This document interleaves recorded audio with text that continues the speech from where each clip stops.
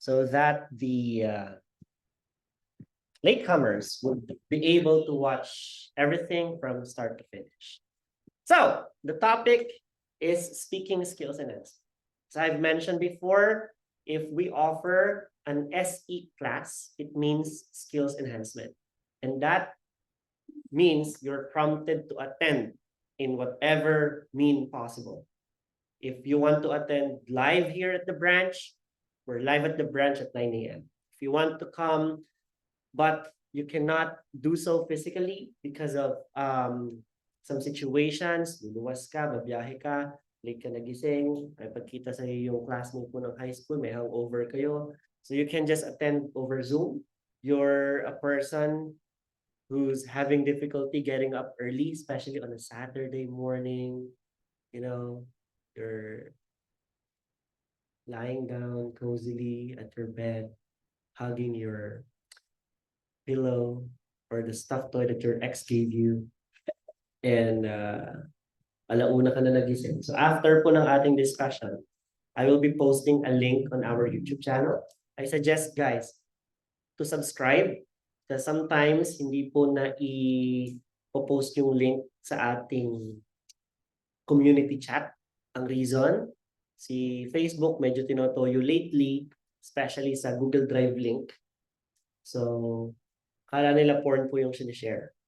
Kaya kapag po nakasubscribe kayo sa ating YouTube at kinlik nyo po yung notification bell, as soon as I upload the video and it's available for you to watch, mag-notify din po siya sa inyo.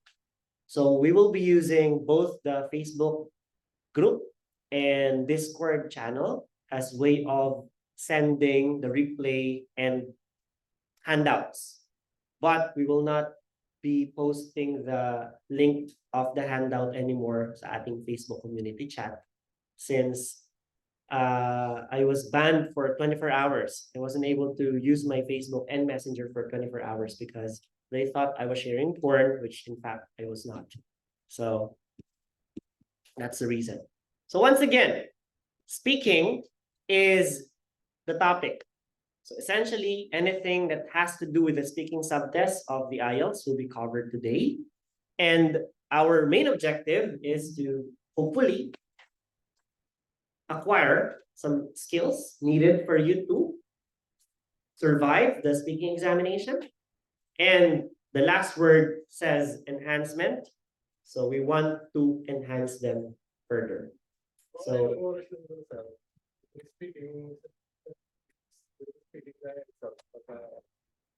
Spencer. So we have here a question about the speaking examination time. So first, let me give you a clear glimpse of the examination.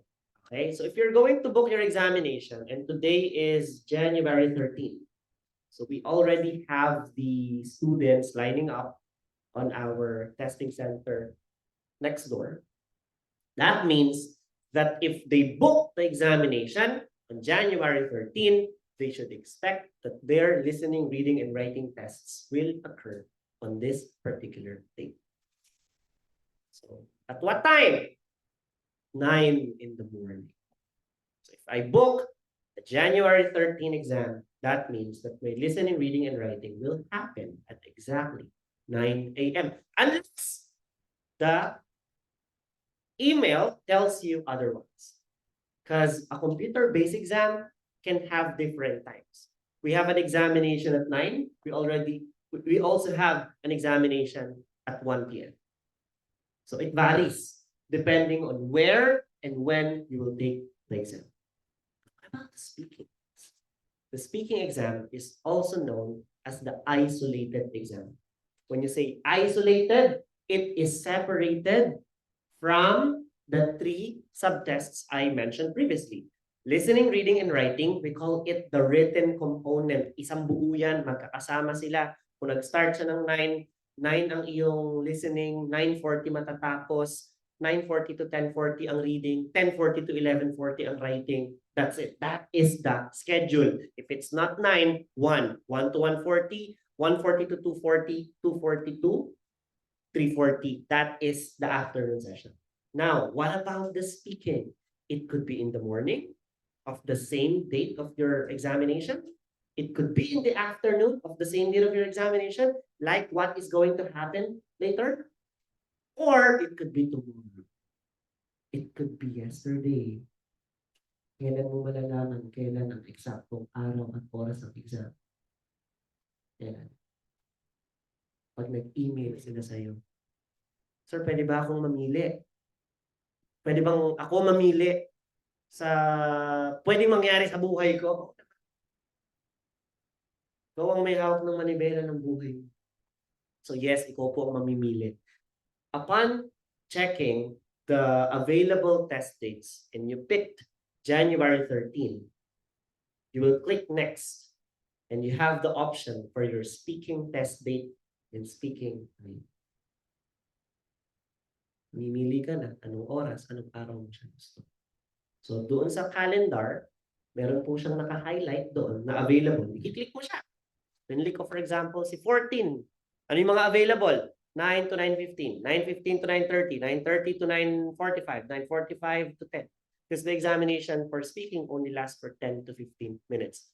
It is known as the shortest exam in the Philippines. Maikli lang po. There's no difference between general training and academic IELTS when it comes to speaking. So listening, there's no difference. Speaking, there's no difference. Writing, there's no difference. So listening natin na lecture ng Thursday, sinabi ko walang pinagkaiba. Lecture natin kahapon, walang pinagkaiba. Lecture ngayon, walang pinagkaiba. Your general training, their academic, you will undergo the same scenario as everybody else. Walang bias dito. Dahil GT ka, tanong lang sa'yo, madadali. Okay?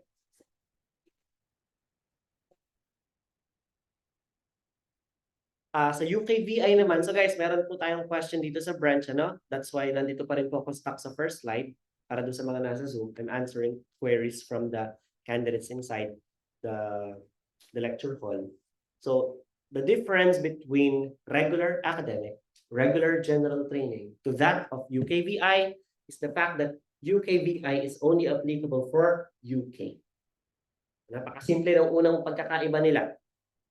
So, ang regular general training, pwede ko siyang magamit sa Ireland, sa New Zealand, sa Australia, sa Canada, sa US, sa Denmark, sa Tokyo, sa lahat ng bansa, 100 plus countries globally. I can use it all except if I'm planning to go to the UK because UK has a separate exam called UKVI, specifically designed for them.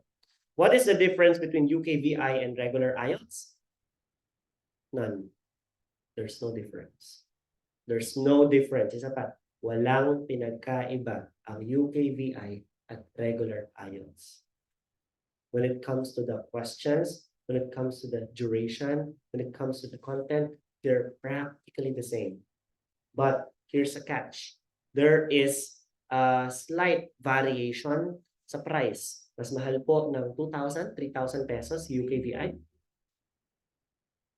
9.5 yung UKVI? Life skills, B1. Okay. So life skills B1, sabi ni ma'am, 9.5 po. Sabi nung isang estudyante, 15,000 daw eh. Siguro, hiningan lang niya ng kickback yung nanay niya. Nay, 15,000 po ang UKVI. No? Yung mga ganyan, kinakarma. 13.5. So slightly much more expensive UKVI versus regular IELTS. And another difference that you need to understand is during the regular IELTS, your interview is voice recorded. Okay pa? Your interview is voice recorded. I will discuss the reason why later. Bakit po yung recorded? Hintay ka lang po. Okay. So, it is voice recorded. But for UKVI, there's a camera that records not only the audio but also the video. So what's the difference between UKVI and regular IELTS? Not that much. It's just that the UKVI is a bit more expensive, about 1,500 to 3,000 pesos more expensive. and there's a camera recording your face during the exam. What is this camera for? They claim that this is for security purposes. So yun lang po ang difference. Clear? Any questions so far? Okay. All right, let's continue. So our learning objectives for today include the following. We need to be able to organize speech or answers in the IELTS speaking exam. So I will be giving you some tips and insights. How are we going to do this? Organization of speech plays a huge role in your fluency and coherence. That is one of the band descriptors of the examination. The metrics that examiners use to assess your performance, ultimately deciding what score you're going to get. We also need to come up with an effective answer to questions asked in the speaking subtext. You don't need to be trying hard because when we say effective answers, this doesn't mean that your answers should be kakaiba or you're using words that are not known to many people. So when you say effective answer, it tackles the question directly and you give detail to supplement the main idea. And I will also teach you how to do this properly. And lastly, to be able to practice how to become a better speaker.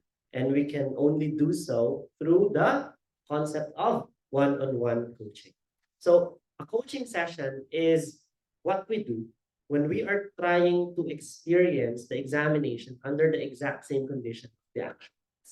So in this case, I will pretend to be the examiner. I will be running the interview. I will ask you questions that have been asked in the examination already. So why am I recycling past questions anyway? Well, there's a reason. It's because past questions are still the ones being asked even until today. So it is going to give us a huge morale boost if we already know what to expect on the examination. So the coaching session is going to run with the same time as the actual exam, about 10 to 15 minutes. Your examination's duration can vary depending on how fast or how detailed your answers are. Siyempre, yung iba, natutuwa sila na, 7 minutes lang ako nag-exam. Sir Kevin, 15 minutes So, bakit 7 minutes lang? Hindi ka naman sumasagot. What is your name? Where are you from? You're only answering with one word for very short answers. Even if the examiner asks you all the available questions for this particular session, you might only last until 7 minutes.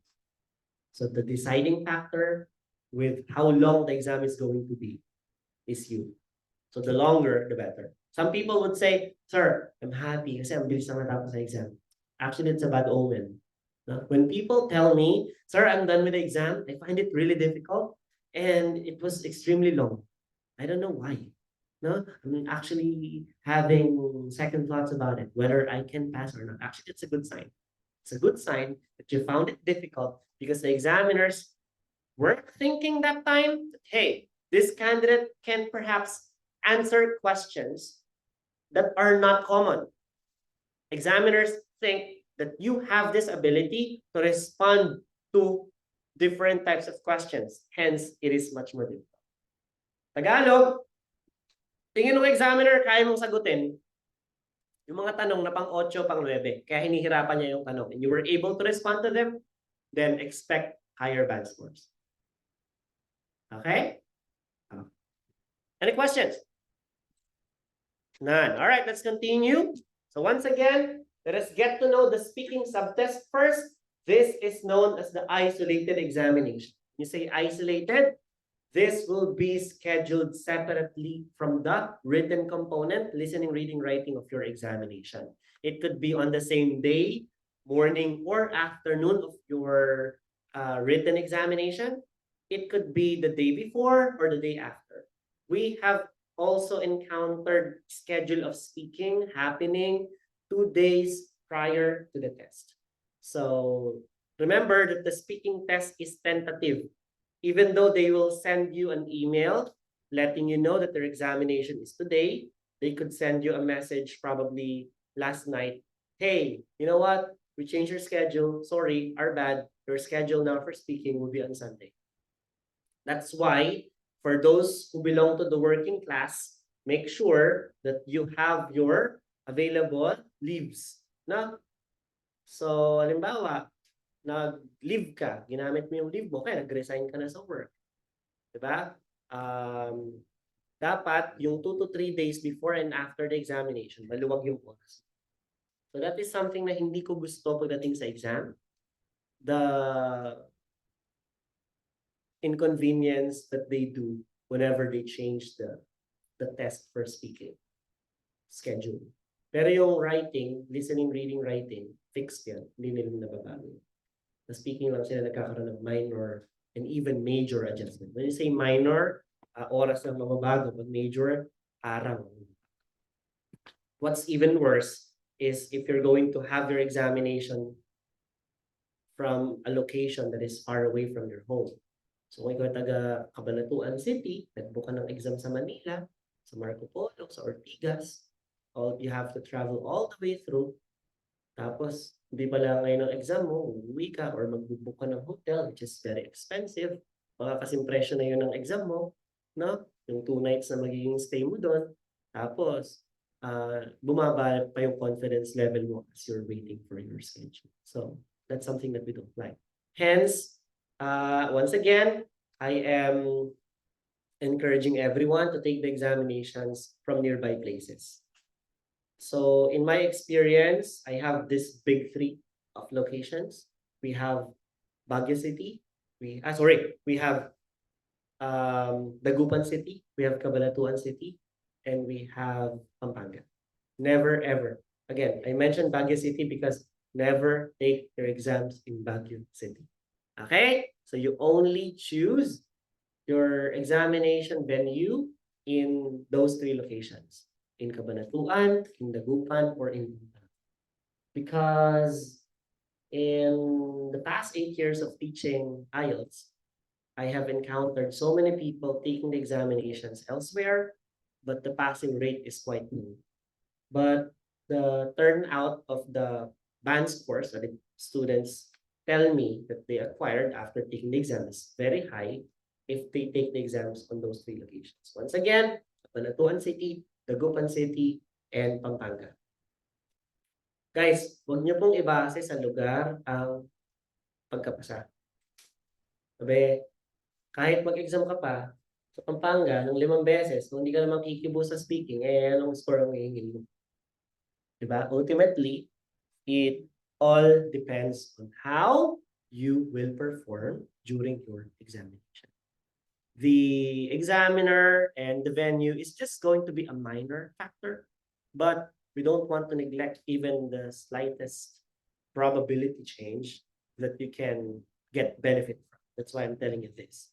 Sa Baguio City, huwag po kayo mag-exam sa Baguio City. Sinisiraan po ang Baguio City. Totoo yan. Kahit ipagkalat nyo, i-post sa Facebook, bakit kaya pinisiraan ni sir ang Baguio City? Wala kang pakialam, hype ka.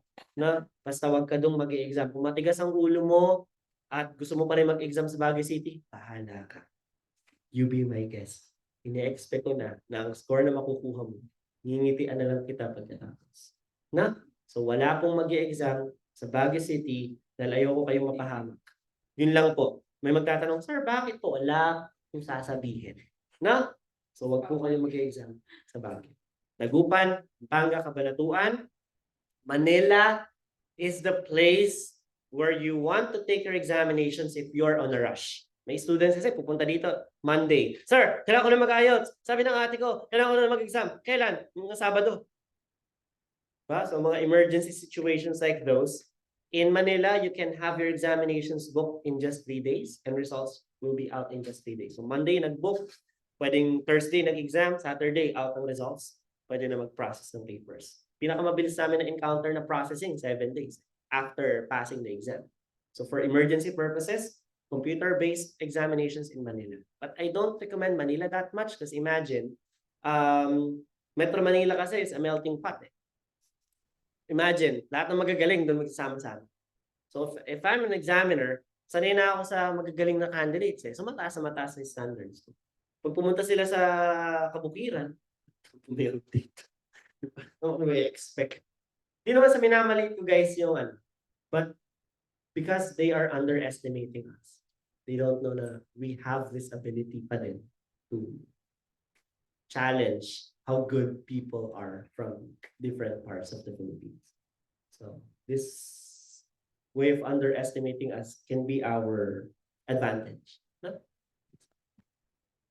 Shortest test, once again, 10 to 15 minutes lang. And important for nurses, not just nurses, importante ito sa lahat. But nurses, they need to get 7 in this category for them to be able to be legible practicing their profession in either United Kingdom or United States. Kailangan nila ng 7, regardless of where you want to go. Nurses, kailangan talaga nila. So, yung iba, kailangan lang daw nila ng 4, kailangan daw nila ng 5.5, kailangan daw nila ng 6. Chill lang yun. But if you want to get a 7, and I have here sila Giselle, they need to get an 8 for the speaking. That's why I'm very particular na umattend sila parate if they have the chance to do so, because they have to undergo a more rigorous training, because getting an 8 is not something that you can do easily. You need to put more effort to it. So, what we need to avoid?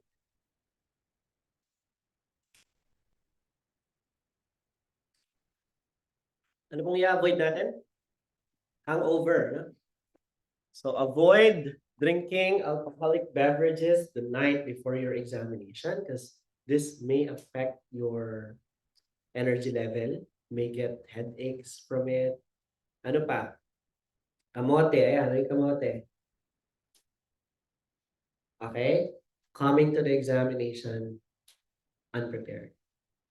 So you have to ensure that when you come to the testing center, your confidence level tells you that whatever question comes out, I can answer it.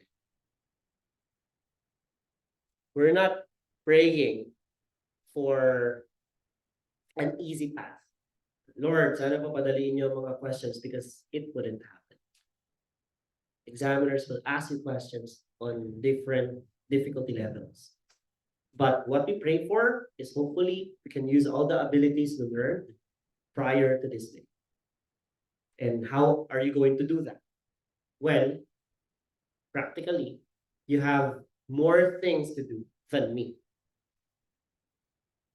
Sa madaling salita, kayo po mag-i-exam, kaya kayo po ang mas maraming gagawin ng practice at hindi po. Okay? So you have to devote significant amount of time and effort in preparing for the examination. I will tell you the proper way of preparing anyway. But you have to ensure that you're following certain guidelines, because this has been our fail-proof method for the past 8 years. So I hope that you can be easily teachable when it comes to the examination proceedings. I hope. So, examiners will assess your performance based on metrics. Kahit po ito ay bound for subjective judgment, they still use certain parameters to measure your performance and what score you're about to get. So the first criterion is what we refer to as fluency and content. So when you say fluency, some people mistake fluency with speed. They thought that if I'm going to speak fast, that is going to improve my fluency score. Well, you know what? I actually encourage my students to speak slow, partly because it has something to do with the understandability of your content. So it's difficult understanding someone if they're trying to speak too fast, or if they're trying to give a lot of information at once. So you have to crunch them down.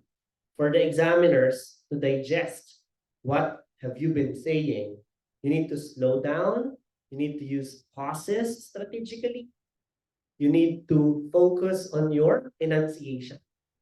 So for fluency, if you're going to compare someone speaking fast like this, hi, my name is Kevin, one of them, it's difficult to understand. But if you're going to slow down a bit, hi, my name is Kevin, one of them. So if you're paying a lot of attention to the pronunciation process, again, fluency and pronunciation, they are separate criteria by themselves, but fluency, it has to do with smoothness. Kaya fluent, fluid, so malleable, it fits on the vessel. So fluency, this is the smoothness. We need to avoid hesitations. Okay? We need to avoid hesitations. We need to avoid disruptions of our sentence structures. So what is hesitation? Yung mga paggamit ng you know. Well, in practical sense, using as, and you know, they are part of the natural communication process. It's part of being a human being, diba?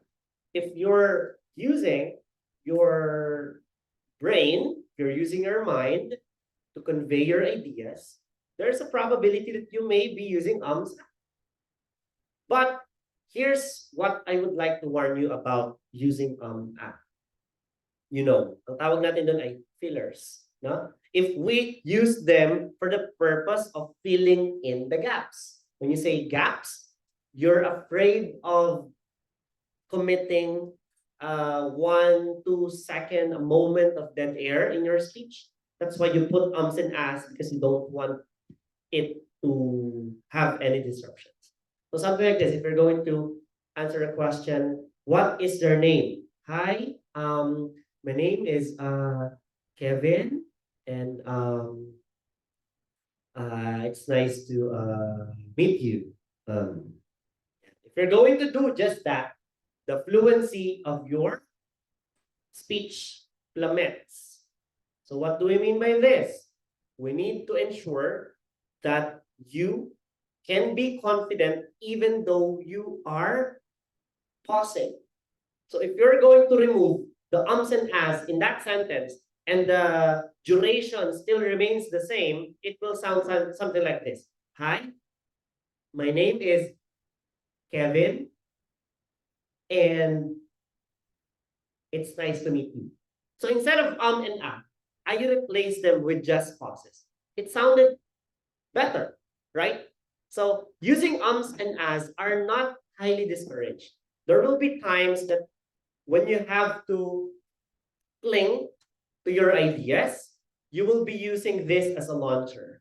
You will be using this as a way to think before providing the insights in your response.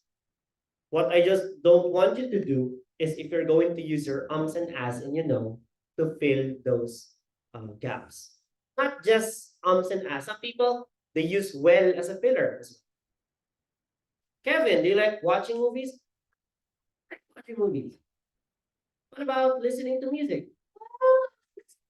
They use well to begin most of their sentences. So examiners would think that this is their filler, and you will be getting negative points from the fluency aspect of your exam. So different types of conversation. Will you be able to relate to different types of conversations? So we have simple sentences, compound sentences, etc. When it comes to conversation, we have the persuasive type of speech, we have the narrative type of speech. So can you shift from one type of speech to the next with little to no difficulty? That is going to be the question here. So pag sinabi kasing simple types of conversation, you just give answers and you don't have any follow-up. For example, what is your name? Kevin. What is your favorite type of food? Pizza. You just give one word or very short answers, and that's it. So examiners wouldn't get anything from it because you lack content, you lack substance. So they will give you negative score from it. They're not requiring you to give them way too much information for simple types of questions anyway. What they want you to do is to use your ideas to converse in English with detail. And the detail should be relevant to the topic. So if they ask you, Kevin, what is your favorite food? You should answer simply, my favorite food is pizza. I like eating pizza because I find it convenient to eat. I don't have to prepare a lot of utensils. I don't have to cook anyway. I just have to order it and have it delivered to my doorstep. So I eat pizza about once or twice a week, especially during watching movies. It's less messy than other types of food that I order online. That's why I like eating pizza lately. Diba? So you give me answer, you gave me discussions why, you supplemented it with examples, and you gave summary to what you have discussed. So it's very simple. They're not requiring you to tell them the origin of pizza, the history of pizza, whether Italy is the only country that can make pizza, or whether pineapples in pizza are a thing or not. So that's the thing when it comes to fluency. So fluency, this should be the smoothness of the flow of your speech, making sure that you are avoiding disruptions. And it's okay to commit 1 to 2 seconds, a moment to pause. What's not okay is if you're going to use ums and ahs as fillers or any word for that regard. So when the person relates ideas together, are they coherent or are there some misunderstanding? So pag sinabi naman nun, some people tend to get carried away, no? Because they're trying to overcome their anxiety level. Ang ginagawa ng iba, dahil kinakabahan ako, magsasalita na lang ako, magsasalita. Bahala na, no? It runs amok. So if the question, for example, here, Kevin, about the shop that you like the most? Well, the shop that I like the most is Bench, located in SM Mega Mall. When I was in college, I went there because of my nursing affiliation, the National Center for Mental Health. Our duty was for 2 weeks and it was really difficult that time. Diyos ko, ang tanong lang shop. Napunta tayo sa kung saan-saan. Diba? Although you were obviously talking, the information you are providing are not relevant anymore to the topic. So you have to keep yourself in check. So take deep breaths.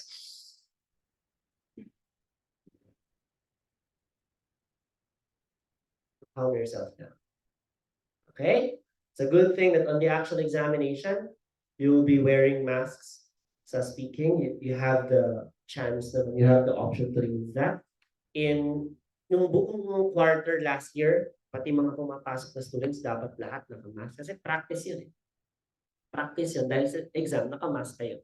Ngayon, they have removed this mandatory use of face mask speaking because obviously it's going to be difficult as well. So this is going to be a plus since you can use your facial expression even more. This is not a huge factor when it comes to your assessment criteria, but using facial expression to supplement, okay, your responses. For example, you mentioned yes, and you were nodding, then that is going to add more impact to your speech. Okay pa? All right. So organize your answers. As I've mentioned, for you to be able to answer questions easily, you have to give the answer. You have to explain why. You have to give details. You have to supplement it with examples. And do not forget to give closure to it by way of saying, by way of giving summary. So that is fluency and content. So the most important thing that many people fail to understand is in speaking, listening is as important as speaking. Ang pakikinig po sa tanong ay kasing halaga ng iyong pagsasalita. What if you failed to understand the question?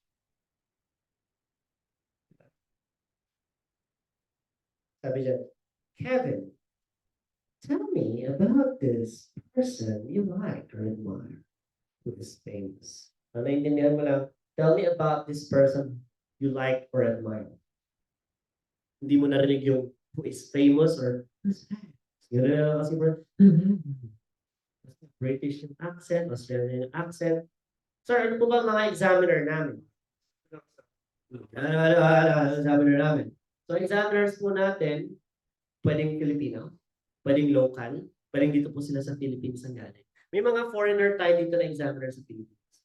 So, we have Cindy La Rosa, we have Ian Wall, we have Johanna Moulton.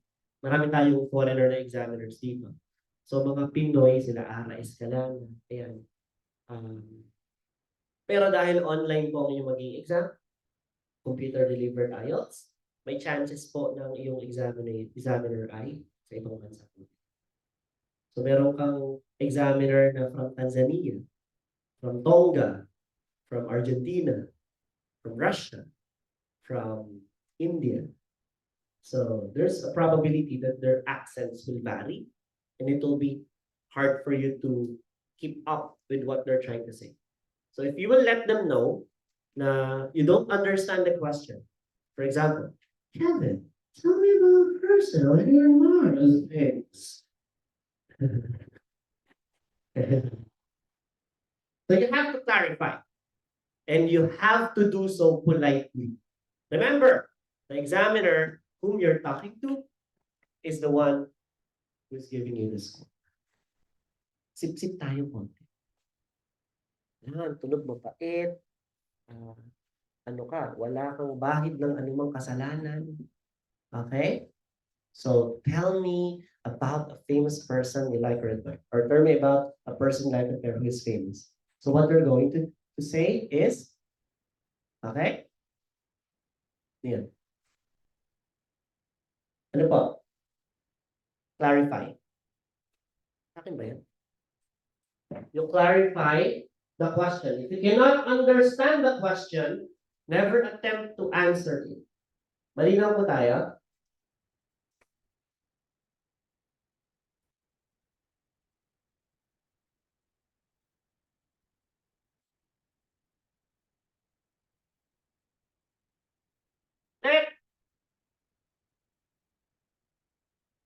Pag hindi po maintindihan ang tanong, huwag naman po kayo mag-a-attend. Nasagutan niyo. Because it's a trap. Since they will not consider it if you did not understand the question. You responded and you responded improperly to it. So they will give you negative points for fluency and content. So ask for the examiner to repeat the question, but you have to do so politely. Yung, Hello? Come again? I'm sorry? So no to those improper behavior. How are you going to ask the examiner to repeat the question? Simply by saying, can you please repeat the question? I'm sorry, I wasn't able to hear it. Would you mind repeating the question again? Thank you. Diba? May konting charm. Oh, this person wants me to repeat the question. Ano mapipil nila? Because this person wants to get it right. Hindi nila alam, nabibingi lang talaga tayo sa kaba. No? So, would you mind repeating the question? I'd appreciate it if you would. Can you please repeat the question? Thank you. Napakasimple, napakadaling tandaan. Practice it. Because there will be instances na talagang lalaroin ng examiner yan. Okay, gagawin na ito pag nilab. Sasagot kaya agad ako, papaulit niya. Kevin? Oh, that's really amazing. You know, ham, especially in holiday season. Ham. I love it. Okay? So, never attempt to answer a question that you cannot understand. Have it repeated. But ask them to do so politely. Okay pa? Questions in fluency? Wow, 12 participants na tayo. May mga questions po? Again, you can use the chat feature of our Zoom meeting if you have any concerns during the discussion. And I would make sure to attend to your needs right away. Grammatical range and accuracy. So one of the common misconceptions among Filipinos is that IELTS is all about grammar, which in fact, it's not all about grammar. We have the grammar of the language and we have the sentence structures for that. But what makes grammar for speaking easier than grammar in writing is the fact that written grammar has capitalization, punctuation, and even spelling. In the speaking exam, you would not be asked to spell out your answers because this is not the spelling exam. Kevin, can you tell me about the flower that you like most? Oh, this flower is chrysanthemum that only grows in certain regions in Asia. And I like this because, can you spell this for me, Kevin? Chrysanthemum? Can I change my answer? Can I say rose instead? ROSE. They will not ask you that. So you're free to choose whatever answer you give, just as long as they are in English. Okay. So, walang spelling, walang comma. So in that sentence, where will you put the comma? They will ask you that. Okay. So one common misconception that people commit, that people have when it comes to the speaking exam is the fact that they think grammar is everything. Oftentimes, examiners wouldn't care about grammar. So, Kevin, when was the last time you walked? 2 days ago, I walked together with my dog. So we went to the park. You would be noticing that I use walk instead of walked. But what's the difference? It's difficult to hear, diba? The distinction between walked and walk when it comes to speaking, talking about grammar, is very hard to distinguish. Mahirap siyang maipagkaiba. No? So many people, when they encounter mistakes in grammar, they will go something like this. Kevin, tell me about a family member that you like or admire. I would say that my father is a person that I really admire because she is very brave. She takes care of us. So noticeable yung mistake.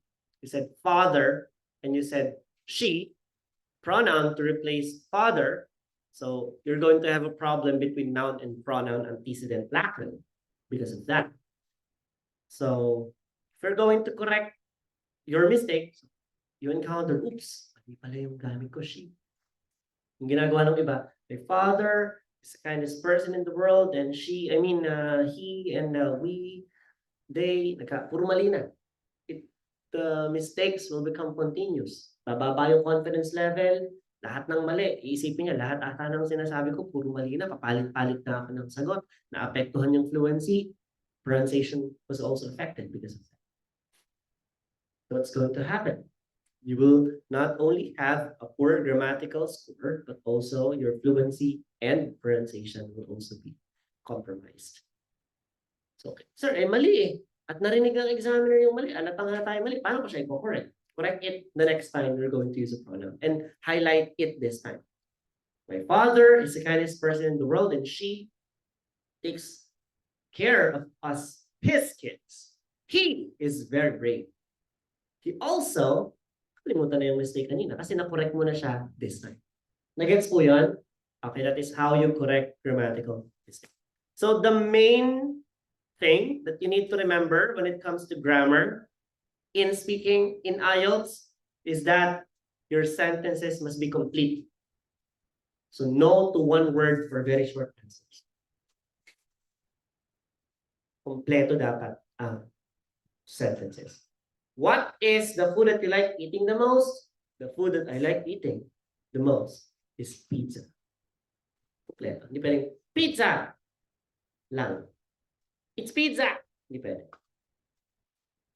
So sentences must be complete, no? Vocabulary and lexical resource. Bawal po yung bad words, ha? Okay? Yeah, fuck that shit. I went to the mall yesterday and I told the sales lady, fuck it. Stupid bitch. Asshole. All of you are stupid. Bawal po magmura sa exam. We don't want any bad vibes. Remember that. Examiner is going to give your score. Okay? They're expecting to talk to a positive or choose candidate. At ikaw po yun. Okay? Ikaw ay banal. Wala kang kasalanan. Ikaw ang pinakamabait sa lahat. No to negative stuff. Okay? Where do you live? Panatuan City. That's where I live. Tricycle everywhere. E-bike everywhere. They cut. In the market, very dusty.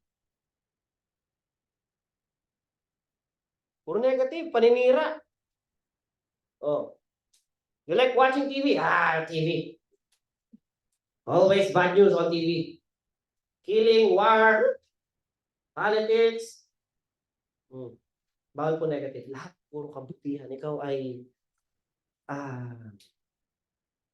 busilak ang kalooban.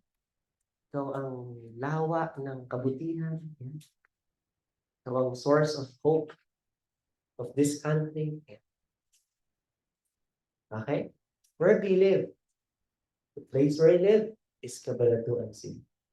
I've been to many places all throughout my life, but nothing compares to the beauty of my hometown.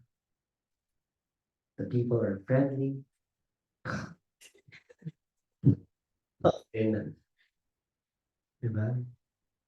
They're nice, respectful, and establishments, they're cozy. Lots of parking spaces. I love Cabanatuan City. Diba? Kailangan lahat ng sasabihin mo ay puro kabutihan. Except if examiners ask you something bad. No? What is something you don't like about your job right now? Tatanong sila na. Is there something you don't like about your job right now? Well, I always loved being a nurse. But if there's one thing that I don't like, is that my job has tons of paperwork. I think that I can use the time I can save from doing lots of paperwork, I can channel it to more patient care. I think will help patients recover faster. But that's also one thing I would like to change. If the hospitals I've worked for would transition to a more automated way of charting, then I think that nurses like me would love working as a nurse more than ever before. Is there something that you would like to change in your hometown? Can you mention some changes which have occurred in your hometown for the past 10 years? Magtatanong sila ng ganun. So, vocabulary, never mention bad words. And if you cannot help it, avoid negativity to the topics you're talking about. All except if examiners are asking you to mention what are the things you don't like or things that you would like to change about something. So, biniyaan ng fact daw. All right. Philippine English. What is Philippine English? You are translating words. You are using Filipinoisms in your speech. Remember, not only Philippine English or Filipinoisms are allowed. Hindi po sila allowed dito. Pati po mga ibang language, ha? For example, Kevin, what is your favorite food? Adobo is my favorite food. I like eating adobo every day. Examiners will ask you about what you like, what you dislike, your past experiences, your future plans, everything about you is going to be asked. So there will be times that you have to use references of your Filipino heritage. Gagamit ka naturally ng mga ganung terms. Bawa, anong paborito mong pagkain? Adobo, sinigang, nampalukan. Kung yun yung favorite mo, paksiw, lechon, lalo namang pumipigil sa'yo. The problem is, your examiner is from Egypt. Your examiner is from Russia. How will the examiner know what the fucking adobo is? No? Hindi nila alam. So if you're going to mention food or customs traditionally related to our country, translate it, describe it to them. Nakukuha? For example, the examiner asks you, Kevin, what is your favorite food?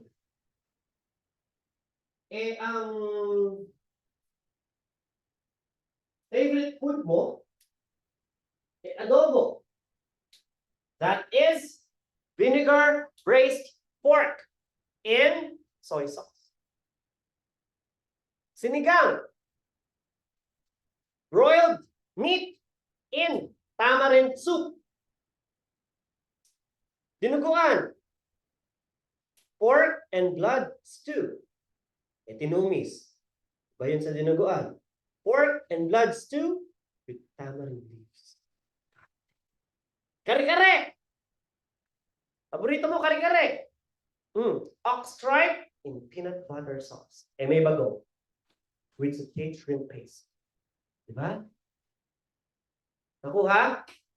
So kung ikaw ay mag-a-attempt na mag-mention ng Filipino terms, describe them in English. That is the best way. Okay? My lola, pagmamano, kissing the hands, my grandmother, to use the English terms. Bawal po yung mga Latin words like res ipsa loquitur, raison d'etre, vis-a-vis. Bawal yung mga French terms. Okay? So use the English language. So when translating word for word, Filipino to English, the thought sometimes become compromised. That's why when people ask me, sir, what is the best way to convert my sentences from Filipino into English? Actually, there's no best way. You have to think in English initially. Hindi ka na po nag-iisip ng Filipino. English na po agad yung ginagamit mong main way to think. Sir, I'm not used to this. That's why practice come in handy. So whenever you're talking to your seatmates, whenever you're asking me questions, where are you planning to go, Freddy? Where are we going to eat? McDonald's. Fuck yeah. All right, so you have to practice having conversations in English. Okay? If you're going to ask me questions during class, you have to speak in English. If you're going to talk to each other, you have to speak in English. That's why from this moment on, students will become quieter. Okay? So, vocabulary. The most important thing, obviously, one of the reasons why I put this in yellow is po ang pinakamahalaga sa kanila. Pronunciation and delivery. You know what? You can throw away everything I have said from the beginning and just focus on this. Ito, pronunciation and delivery. When you say pronunciation, the first question examiners will have is whether you have an ability to make your pronunciation well heard. Does your pronunciation hinder effective communication? Guys, let me give you a very heartwarming story. One of our students in the branch took his examination. to become legible agriculturist in Denmark. He had a cleft palate, but it didn't prevent him from being confident in the test. He pursued, he practiced a lot, and the score he got was 6 in the speaking test. So if you can imagine someone with this physical deformity was able to achieve a band of 6.5 in the exam with just a month of preparation. What is preventing you from getting the same or even higher? No? Grabe yung dedication ng bata na yun. So, in the main branch, so paano naman po ako? 70 lang US. In the main branch, Sir Irvin had this 28-year-old lady na cleft palate din po at naka-7 po siya sa speaking. But it took her 3 attempts. Kasi nagtatrabaho siya before. Pasulpot-sulpot lang siya dun sa, excuse me ha, sulpot-sulpot lang po siya dun sa review. So, hindi po niya agad na nasungkit very early on. So, pronunciation. Once again, everything that people think about IELTS, they have misconceptions. They think they need to speak fast. They think they have to use highfalutin words. They are in fact misconceptions for a reason, because they're not going to work for you. So for pronunciation, you have to slow down the rate of your speech for a much better delivery. So there's no point in answering questions like this. My name is Kevin Mawalaban. You can call me Kevin for short, for the sentence of your friends and family call me Cecily Q. Vocabulary was there. Grammar was accurate. I responded to the question. So fluency check, vocabulary check, grammar check, but why would I still get a band 5 from that performance? Because the examiner didn't understand a thing that you said. You're blabbering everything all in one go. So if you're going to take some time to slow down yourself a bit, do so. So focus on the diction, focus on the enunciation. So the slower you go, listen to me guys, the slower you go, the better control you will have to your speech. Okay? So, does the person put appropriate stress on words? When you say stress, what does it mean? Kayo, ang stress. The embodiment of stress, kayo po yan. Okay? So when you say stress, ito po yung diin, emphasis. So we don't just put stress in syllables, we also put them in words. So pag syllables, ang tawag natin doon ay stress. Pag sinabi natin words, ang tawag doon ay intonation. So, ang pagbibigay ng emphasis po sa speech, pwede kang maglagay ng high-pitched sound or pwede kang maglagay ng high volume. It depends on you. Yun nga lang, hindi ko masyadong sinasuggest yung high volume kasi if you're going to shout at the examiner, they will think you're brain damaged. Nice Kevin! So, don't shout at the examiner. So, it's better to use high intonation, high-pitched sound for the stress on words. So, example, compound words in English, the stress must be put at the beginning. Ano yung mga sample ng compound words? Those are the words which are fused together that now became one.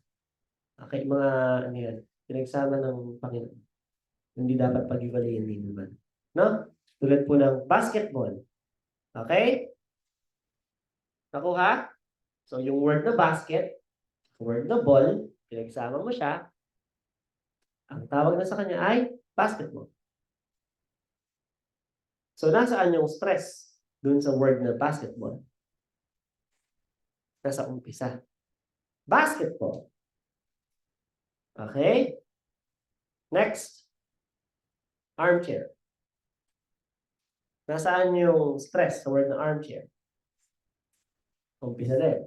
Ballpen. Nasaan? Laptop. Nasaan? Sa umpisa. Necklace. Saan? Sa umpisa. Tama po ba? So lahat po ng compound words na noun, the stress must be at the beginning. Huwag nyo ilalagay sa huli at ang pangit pakinggan. Can I borrow your ball pen? Can you play basketball? Ang pangit eh. No? So the stress should always be in the beginning. Basketball, ball pen, necklace, laptop. Nakuha? Shopping, shopping, workbook, bathroom. So lahat po ng yan, nasa umpisa ang kanyang intonation first. Sa sentence level naman, the variation in the flow is going to be one of the deciding factors. So halimbawa, I didn't say stole the money. That's very flat. Walang pronunciation, walang proper delivery. I didn't say stole the money. But if you're going to put emphasis on any of the word, simulan natin sa I. I didn't say stole the money. The emphasis is, ako nagsabi, hindi ikaw, hindi sila. I didn't say stole the money. Hindi ko sinabi. Didn't say stole the money. Hindi ko sinabi, in-imply ko. I didn't say he stole the money. Sinabing siya, kasi siya. Kasi ito. I didn't say he stole the money. Hindi naman yan, ninakaw eh. Hiniram lang. I didn't say he stole the money. So, regardless of where you put the emphasis dun sa sentence, it creates a different perspective. It adds color to your speech. It adds a sense of refinement to your speech. So take whatever word, for example, take whatever sentence. My name is Kevin Mangulabnan. It's very flat. My name is Kevin Mangulabnan. Please call me Kevin for short. That is what my friends and family call me. It's nice to meet you. That's how you vary the intonation.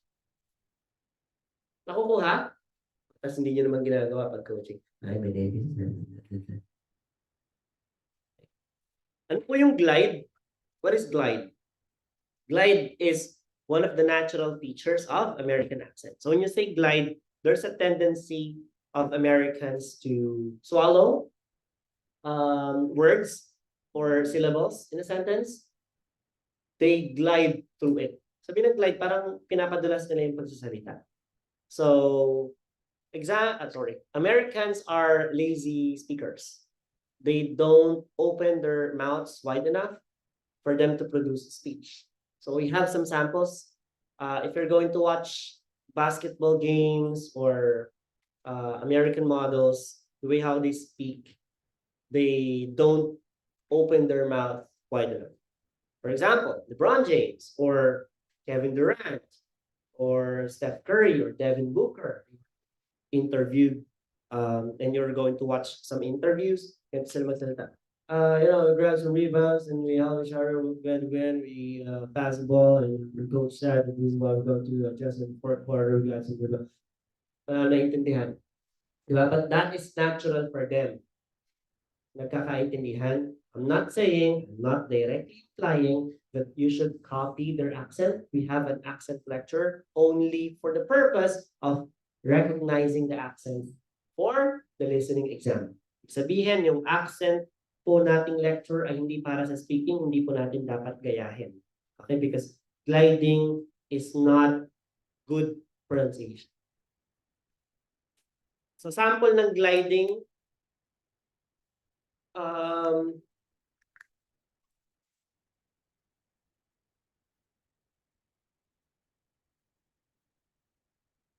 get a better water heater. Example, get a better water heater. Get a better water heater. Tendency kasi ng Americans when they speak, yung get a better, yung get a better water heater. Kakadugtong-dugtong na sila. There's no pause anymore. So what you should do is to apply pauses between words. Get a better water heater. Americans, they don't pronounce the T. anymore. For example, mountain, internet, continent, certain. Ang tawag natin dun is holding the T before the N. So, avoid din po natin yan. What else? You're gonna, wanna, yeah, cause. Those are American slangs. So, no to slangs, no to gliding. So, you have to pronounce every syllable the way how they should be pronounced. Clear? Ano? Do they maintain consistent volume? So you have to speak loud enough for the examiner to hear you. Does the voice quality hinder effective communication? There's no use taking this examination. Wala ka namang boses. Huwag po tayo magkakanta sa video, okay? Days before the exam. Kasi baka malating ka.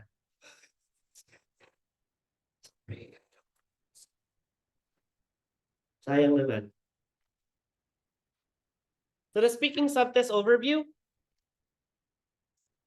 your ideas will matter. You should present ideas from your personal point of view. So these are your personal experiences and opinions about the topic being discussed. Intellectual answers will also be required because examiners will ask you about your ideas regarding common issues around the world. This is mostly going to happen, particularly in part 3. So you also need to watch television and listen to radio programs. Yung watching and reading newspapers, books, magazines, effective ito para sa writing. But for the speaking subtest, ang effective para sa atin is to watch English programs, most particularly interviews, so that we can know how certain personalities respond to questions about themselves. So that's a very similar setup anyway. So manood kayo ng mga interview na English. Hindi mga interview nila Ogie Diaz, ano? Huwag po kayo nanood ng mga ganun muna. Dun po muna sa medyo mapapakinabangan natin, ha? All right.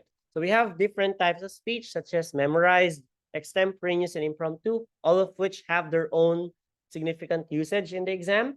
Si memorized para yan sa task 1, si extemporaneous para sa task 2, at si impromptu naman ay very useful para sa ating part 3.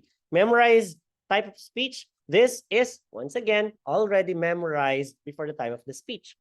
You need to come in to the examination center prepared. You already know the common responses about yourself. You already know the basic ideas about yourself. What is your name? How many are in the family? The food that you like eating?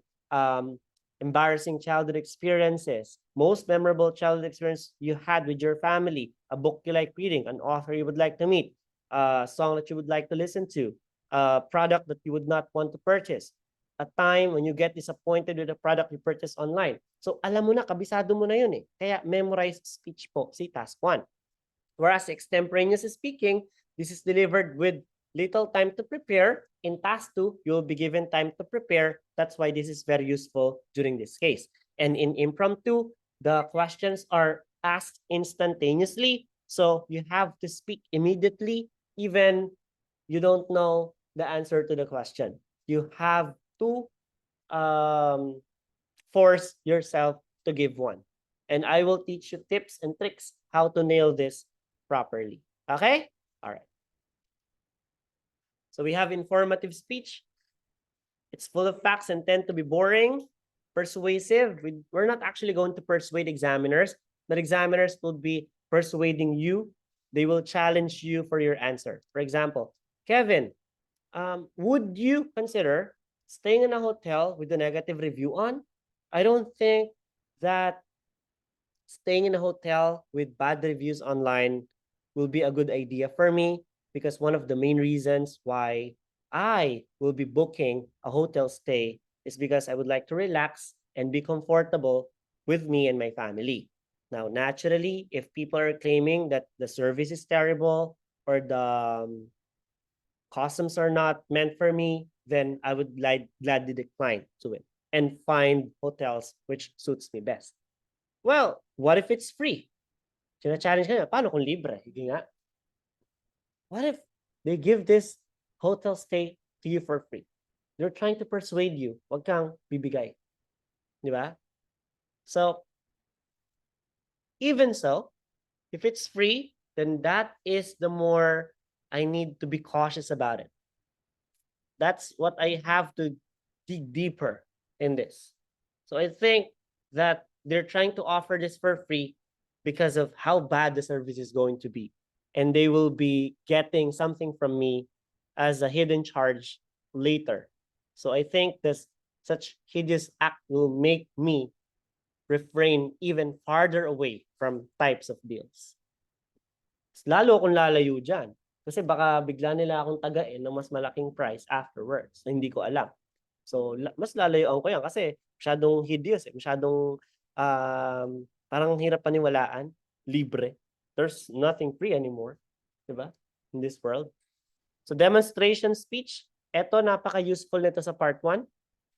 Examiners will ask you about objects, about appliances, about furniture, about paintings, about a photo that you put on display in your room. So you will demonstrate who are in this photo, when was this photo taken, where was this, and why did you put this on the display if you have tons of other available photos.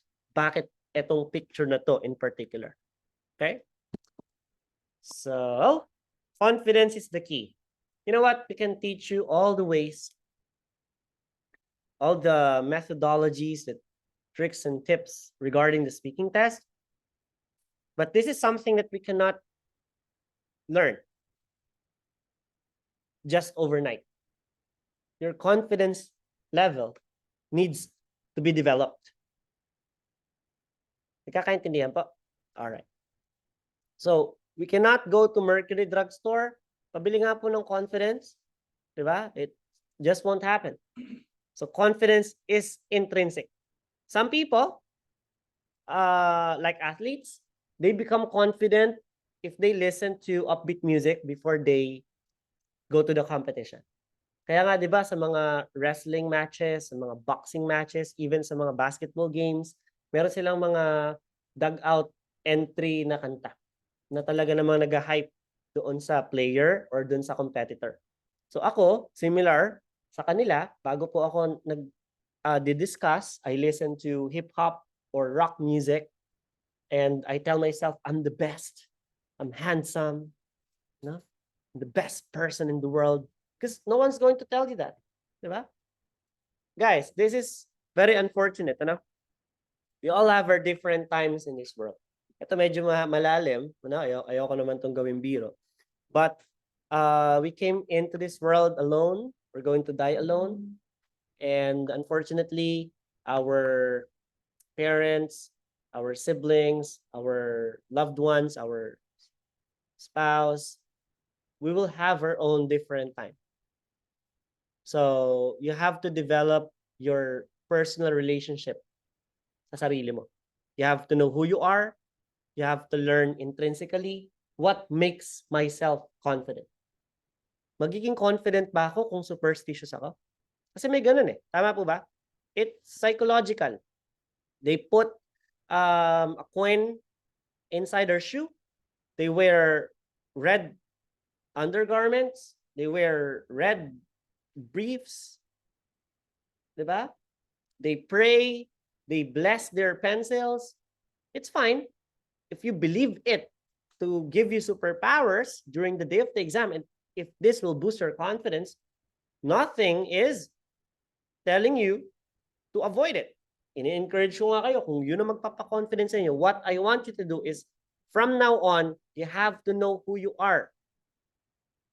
Sino ka ba, Kevin? Paano ka ba magiging confident? Magiging confident ka ba pag nagpagupit tayo? Magiging confident ka ba kapag nagpakulay ka ng buhok? Or, this is a fail-proof method that I have experienced. Magiging confident ka pag sanay ka na sa isang bagay. Tama po ba? Okay. So, I want to use hospital concepts. Okay? Sa ospital, may mga nurses. Okay? Sino na po naranasan mga ospital? Taas po ang kamay. May naranasan na mag-ospital. So, iba-iba po ang nurses, no, na nagha-handle sa inyo. Minsan may mga estudyante at yung mga estudyante mapapansin niyo, sila yung labas-pasok sa room. Kasi nakakalimutan nila yung, distilled water, may nakalimutan silang gamot, tapos meron pala silang hindi naikabit, meron pala silang hindi naibigay sa inyo na medication, tapos tinatawag nila yung kanilang, head because they ask for help, 'no? So napapansin niyo sa confidence level nila, the way how they act, because this is their first time doing it. Eh, yung head nila, Diyos ko puti na yung buhok, 'no? Alam niyo yung mga matatandang nurse, matanda ng patanda, paikli ng paikli buhok, okey? Tas pasungit ng pasungit, tama po ba? Okey, but they are the most confident ones in the hospital.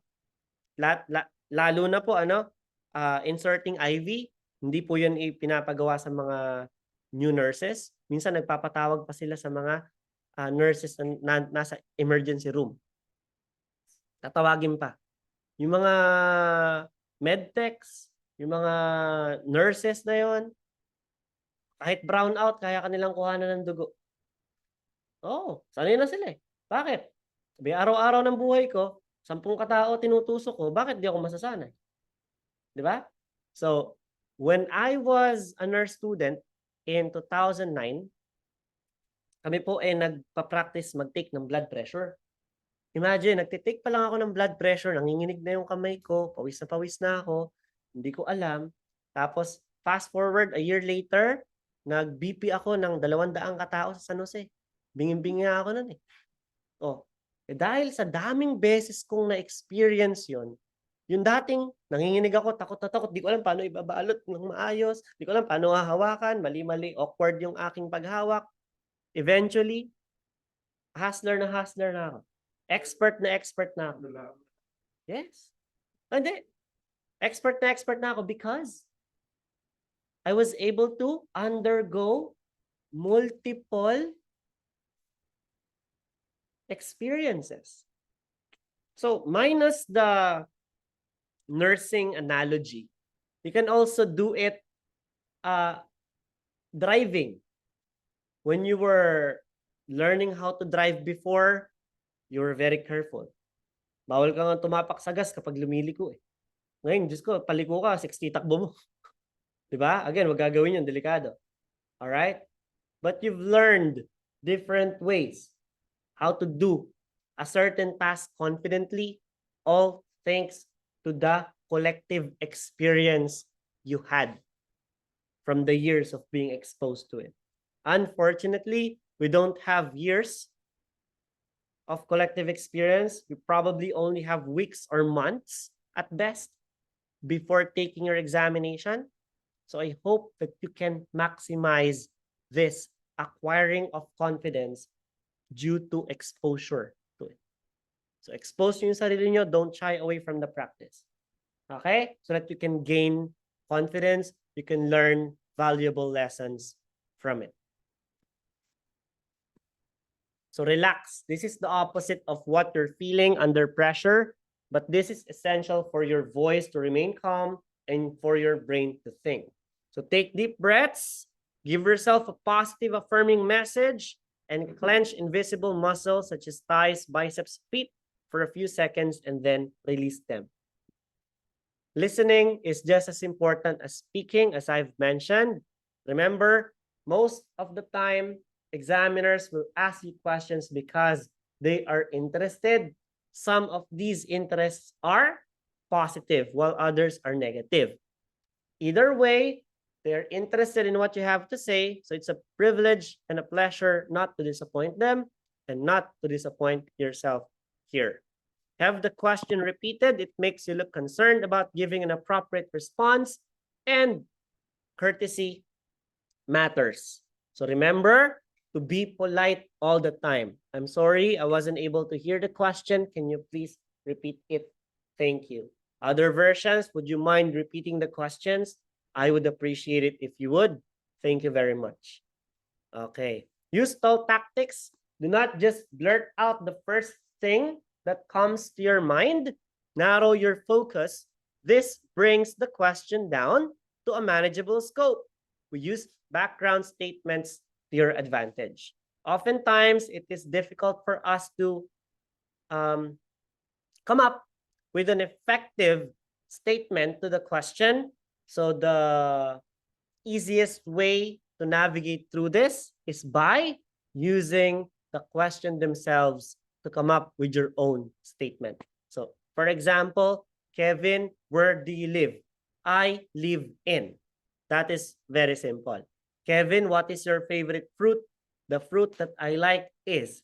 So, it's either you repeat the words from the question as is, or if you will be changing some words so that it gives a sense of originality. So naturally, examiners would feel bad if you will just keep repeating his or her questions as your stall tactic. What is your name? My name is. Are you working or are you studying? I'm studying at. I'm working at. So it's probably better if you will be changing them a bit, knowing na yung tatlong tanong na yon, what is your name? Are you working or studying? Or do you live in a house or in an apartment? Always comes out in the exam. So dapat, alam mo na matatanong yon, alam mo na meron ka ng background statement dapat kung ito yung question. You have to memorize them beforehand. Clear? Stick to one point and one supporting piece of information. So there's a high risk that you'll answer with too much or too little information. So the minimum is for you to provide at least 2 statements to the question. The first statement is going to be the direct response to it, and the next, the succeeding sentence, or if you're going to add more sentence to it, must be the supplemental discussion answering why. Laging why. No? Especially if the question is what, why, how, at describe. No? Kevin, what is a product that you would not want to purchase? I think that a merchandise that I don't have any interest buying is female undergarments. For the reason that I will not be wearing them, or if I'll be giving them a gift to my wife or my female relatives, I don't think I will know their sizes. That's why I refrain from buying them. So nag-give ka ng answer at nag-give ka ng idea why. So always expound. The aim is to explain with great clarity and on-point detail. Start.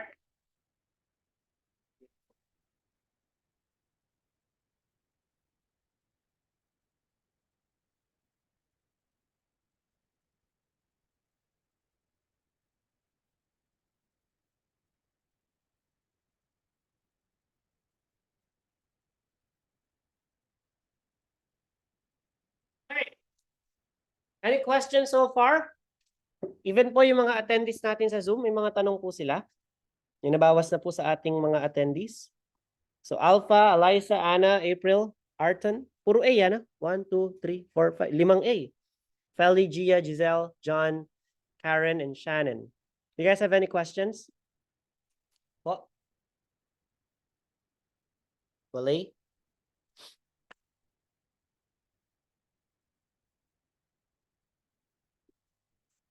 All right, so let's continue. So task 1 is the start of your IELTS exam. So what's going to happen here is that the test invigilator will motion you to come into the room. So dito po sa amin, separate po yung aming speaking room. No? So kakatok ka doon sa door, bubuksan mo siya, yung doorknob. Practicein nyo na. Ano? Bubuksan mo yung doorknob, lalakad ka ng dahan-dahan papunta doon sa chair. Okay? For example, eto na po tayo. No? Ako po ay naglakad na, dahan-dahan papunta sa chair. Ako po yung nakarating na sa chair. Ayan, kita po yung video ko. Ito po yung chair. Ayan. Tabi ko siya. Ayan. Andito lang po ako sa tabi ng chair. Hindi po ako upo. Oh, ikaw po. The examiner will motion you to sit down. Saying, please sit down. Tapos, ang gagawin mo, upo ka. Kangiti, masaya. Sabihin mo, thank you. Pag lalaki ang examiner, mga girls, thank you. Yan. Okay, gustong-gusto ng mga examiner yan. No? Thank you. Yan. Okay? So, wait for questions. So, ito na yung umpisa. Sasabihin ng examiner, good morning, or good afternoon, or good evening. My name is Ian Wall, and I'll be your examiner for today. What is your name? Hi, Ian. My name is Kevin. It's nice to meet you. Kevin, how are you feeling today? Oh, feeling great today because I ate my favorite breakfast prepared to me by my mom. It includes fried rice, a sausage, and scrambled eggs. Lastly, I drank my favorite cup of coffee and it boosted my day. That's why I'm feeling great so far today. Oh, what can you say about the weather today, Kevin? You see, the weather is fine outside. The sun is shining brightly, and it's giving me another thing to feel positive about this day. And it's nice to do the laundry today. It's sunny outside. It's nice to do some activities. Oh, are you working or are you studying right now? So ganun na po, tanungan na siya. Sunod-sunod na. Okay? Mag-i-introduce muna siya sa'yo. Sometimes they will not ask your name. Diretso yan. Are you working or are you studying? Diretso siyang ganun. Hindi pa nga sila tumitingin sa inyo. They will not maintain eye contact. Good morning, my name is Ian. I'll be your examiner. Are you working or are you studying? Bakit sir hindi sila nagtatanong kung sino yun? Yung candidate na yun, baka maiba yung candidate sa candidate number. No, may test invigilator, may candidate number ka, kukuhanan ka ng photo, may passport ka, hawak nila yung application paper mo nung nag-book ka ng exam. So sa mukha pa lang, kitang-kita na agad kung ikaw yun o hindi. Nagkakaintindihan po? Sometimes examiners would not even ask you about your name. Are you working or are you studying? Diretso agad. Sino pa mga nagtatrabaho? Taas kamay. Okay. Ayan, si Gia. So tell the examiner that you guys are working by I am currently working at Premier Medical Center as a nurse for 6 months. What I like most about my job is that it is my passion helping people, my patients, recover from their illnesses. Buha ka ng ina, napaka-plastic. Na? They're helping people regain their health. Bullshit, no? Bakit? Kasi gusto natin, umpisa pa lang, mafe-feel ang examiner, sarap kausap na ito, mabait, no? Kahit sa pamilya nyo, tinatakwil ka na ng mga magulang mo. Dahil, suwail kang anak, ano? Dapat dito sa exam, kahit dito man lang, paglabas ng examiner, paglabas mo sa testing center, sabi ng examiner, sarap kausap nun. Totoo kaya yun o plastic lang? Hindi niya alam, kaplastikan lang talaga. So, smile, set the tone, set the mood. Even though the examiner looks grumpy, nakasmile ka pa rin na nagsasalita. Because it makes a huge difference na magsasalita ka. Are you working or studying? I'm currently working as a nurse at Premier Medical Center. Do you like your job, Kevin? I don't like my job. My mom forced me to take nursing because she said my auntie is rich in the US and she wanted to be a millionaire. That's why they forced me. I really like to become an engineer, you know. Wag po kayo magbibigay ng mga ganong negative kwento ha. Kasi examiners would also, ano ba yan? Nakaka-negative vibes naman to. No? Sir, are you telling us? Sabi ni Giselle, fabricate. Are you telling us to tell a lie? Actually, I am. No? I am telling you right now, right here, to tell a lie. Okay, ayaw nyo maniwala Sabay phone ko. Sa po sa mga estudyante ko, no? Teka lang guys Scroll ko lang. Pangalan nun. Um, teka, mahirap i-remember yung name niya eh.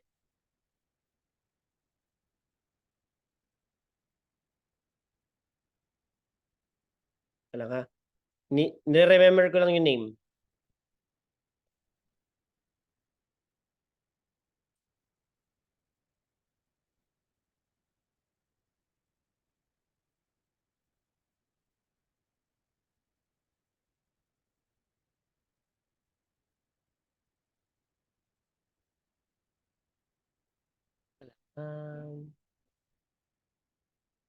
Ayun, naalala ko na. Ito po ano, tatakpan ko yung name nung candidate. Ayan, ako nakatakip ba? Diyan na lang. So ito po yung conversation namin na babasahin ko. Sabi niya, I got 7 in speaking and OBS 7. I can't contain my happiness. Thank you so much po. Nag-risk po ako since they gave me a week off. I'll send you the official scores later. Sabi niya, thank you. I remember one time di ako nakasagot sa tanong mo about travel and you made an example of it kahit di naman totoo. Since then, I learned how to make up stories kahit di ko naman talaga na-experience. Thank you po talaga. Dahil po sa akin, meron po ako natutunang, meron po akong estudyanteng natuto maging isang pathological liar. Okay? So, like what I've said, never, okay, never give negative things as an answer. Dapat kahit ka-plastikan, tunog mabait ka pa din. Okay po? Guys, magsisinungaling tayo. Tama ba? Bakit? Para saan? Para sa pera. Bakit? Isang beses lang naman to eh. Ngayon lang, Lord. Ngayon lang po. Sisinungaling lang po ako para lang po ito sa pangarap ko na makapunta ng US, makapunta ng UK. Kasi Lord, may alaga po ako, 8 pusa. Kung dito lang po ako magiging nurse sa Philippines, ang sahod ko lang po sa private institution ay 15,000 per cut-off. Malaki na po yun. Nag-overtime po kasi kami. 12 hours, 12 hours. Okay? Ganun po yung sahod. Eh, panggamot ko pa po kasi syempre dahil ganun na po yung work ko, may mga maintenance drugs na po ako. May mga pusa ako, kailangan din po nila ipagamot. Diba? Meron din po silang food. Meron kang dogs. So, para sa kanila. Para po makabawi ako sa parents ko. Yan.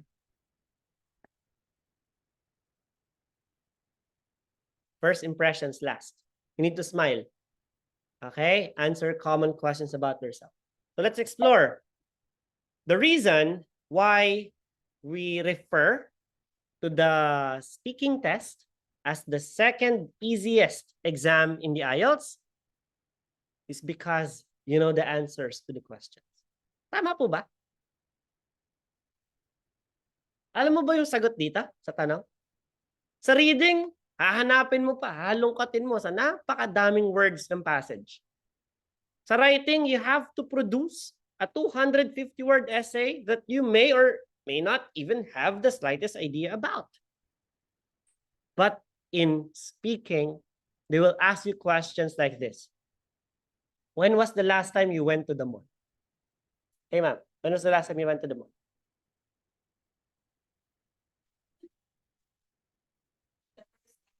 Last time. Nag-iisip yesterday. Yesterday na kunwari. Di ba nagsinungaling? Kailangan ma-produce natin eh. Okay. When was the last time you went to the mall? Yesterday. Totoo, hindi? O, di ba? Okay, you have to answer. Yesterday. Tapos, ang gamitin mong idea, yung nagpunta ka sa mall ng 2 weeks ago. Di ba? When was the last time you went to the mall? The last time you went to the mall was yesterday. I went there because I need to pay some bills. And my mom asked me to run errand of doing groceries for her because she was having her back massage on this particular date. He has been pestered by her back pain for quite a while now. That's why I decided, okay, I'll be doing the groceries for this time. Just give me the list. And I gladly complied. So I put all the groceries in a basket. I went home. I did all the things and I brought myself some treat of Starbucks Frappuccino. Diba? So, makwento. Well-detailed explanation. Ikaw nakakaalam nun. At lahat ng yun po ay gawa-gawa lang. Hindi naman po totoo. Punta ako sa mall, may binili lang ako, tapos uwi na ako. Hindi mo bumili sa Starbucks, daing tao. Nakuha? Okay? Do you like eating spicy food? Do you like eating spicy food? Oh, magkaiba sila ng sagot, di ba? But they know what answers to supply. This person would say, I am not very particular into spicy food because I don't find the taste appealing. One time, I tried eating this dragon breath burrito that is made by my brother-in-law, and I suffered from painful diarrhea the following day. I like eating spicy food because I think it adds this spicy flavor to dishes that makes me eat more. It makes my appetite grow bigger. So right now, I am trying to gain some weight because my mother is worrying about how thin I am becoming. So I found out that if I put some chili flakes or chili oil in any dish that I am preparing, I eat more than before. So I think it's very helpful for me. So I always eat spicy food at least once a day. Diba? So you already know the answers to the questions. You are the one who knows the answer to those common questions about yourself. If I ask you questions, do you like watching TV? Some of you say, no, I don't like watching TV. Tell me why. Some of you will say, yes, I like watching TV because tell me why as well. And the reason, the answer, whether you like watching or you don't like watching TV, ikaw nakakaalam. Kaya madali ang speaking exam kasi alam mo na yung sagot sa mga tanong dahil ang tanong ay tungkol sa'yo. Hindi ka naman tatanungin, what is her favorite color? I don't know. Don't know shit about her. Alam ko sa'yo, di ba? Sabi ng examiner, tell me about my favorite food. What about my favorite number? Hindi na tatanong yan. Okay? Because the questions here will be about yourself. So you have to be familiar with common questions about you. Sabi ni Eliza, kayang-kaya namin yan, sir. Yan. Sana. Okay, what is your name? Ito po yung tatlong pinaka-common na question sa task 1. Lagi po yung itatanong. Ibig sabihin, dapat lagi ka nang may sagot dyan.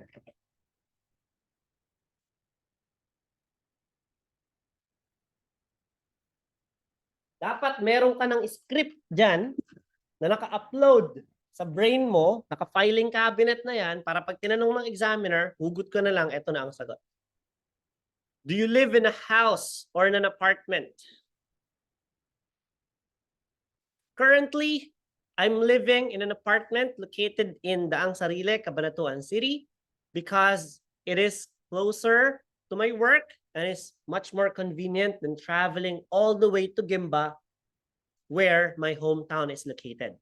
So my workplace, Cabanatuan City, and Gimba, they are 45 kilometers away from each other. That's why my mom and I decided for me to rent an apartment. Currently, I'm still adjusting to living alone, but I need this for me to grow as an individual. The apartment looks cozy. The paint outside is yellow, while inside, this is just white and gray. I put some necessary furniture and some appliances for me to be able to make it as a functioning home. And the most important thing that I have in my apartment right now is my laptop, because I use this to call my parents at home so that I can see them during my off days. This way, I will not feel alone living far away from them. Nagkakaintindihan po? Gawa-gawa lang yun. Diba? So kung nakatira ka sa bahay, sabihin mo, ano yung tsura ng bahay, saan located, kamusta yung neighborhood, marami bang aso, diba? What does the house look like? How many are you living there? What is your favorite part of it? Task 1 questions will be about your likes and dislikes. What do you like? What do you like to do during your free time? What is your favorite time of the day? What fruit do you like eating the most? Dislikes. What is a product that you would not want to buy? What is a time of the day that you're not as energetic as the other time? Past experiences. Tell me about the first time you went to the beach. Present condition. Do you do exercise lately? Future plans. Would you want to change your current job today? What change do you want to see in your hometown after 10 years? Hobbies, interests. Have you ever attended a wedding? What are the weddings like in the Philippines? How are different celebrations like weddings are presented in your country? So magtatanong sila ng ganun. Dishes, food, do you know how to cook? When you cook, do you share it with others? Do you know how to bake? Would you want to learn? Do you know how to play musical instrument? Do you know how to sing? Do you know how to dance? Magtatanong sila ng ganun. Coherence, practice clear delivery. How you say something is as important as what you say. If you mumble or use and between every second word, the confidence in what you're saying plummets. Remember to speak in a strong voice. Use pauses strategically to emphasize a point or slow yourself down. Vary your tone and pay attention to how the message will be perceived given the intonation you use. Use eye contact appropriately. If you're going to undergo the pen and paper base exam, there's a probability that you will encounter an actual examiner, that you will, he or she will be conducting the interview to you. Or if this is computer delivered, 90% of the time, the examiner will be online on the other end of the video call. So you can maintain eye contact easily kasi yung iba nahihiya sila makipag-eye contact. So pag nakatingin ka sa screen, seems like you're maintaining eye contact.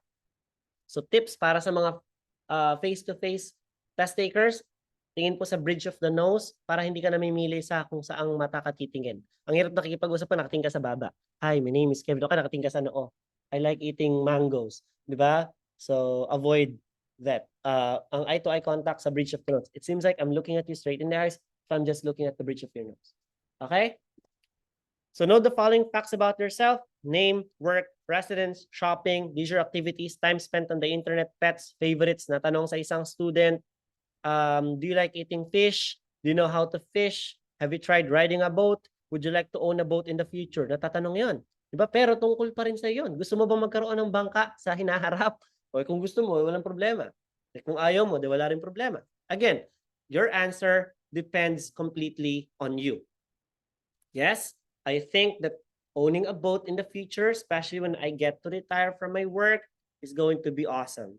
Since in the Philippines, my home country, it is surrounded by bodies of water. I can easily go from Zambales to Pangasinan, which have fantastic beaches all over, easily if I have my own boat.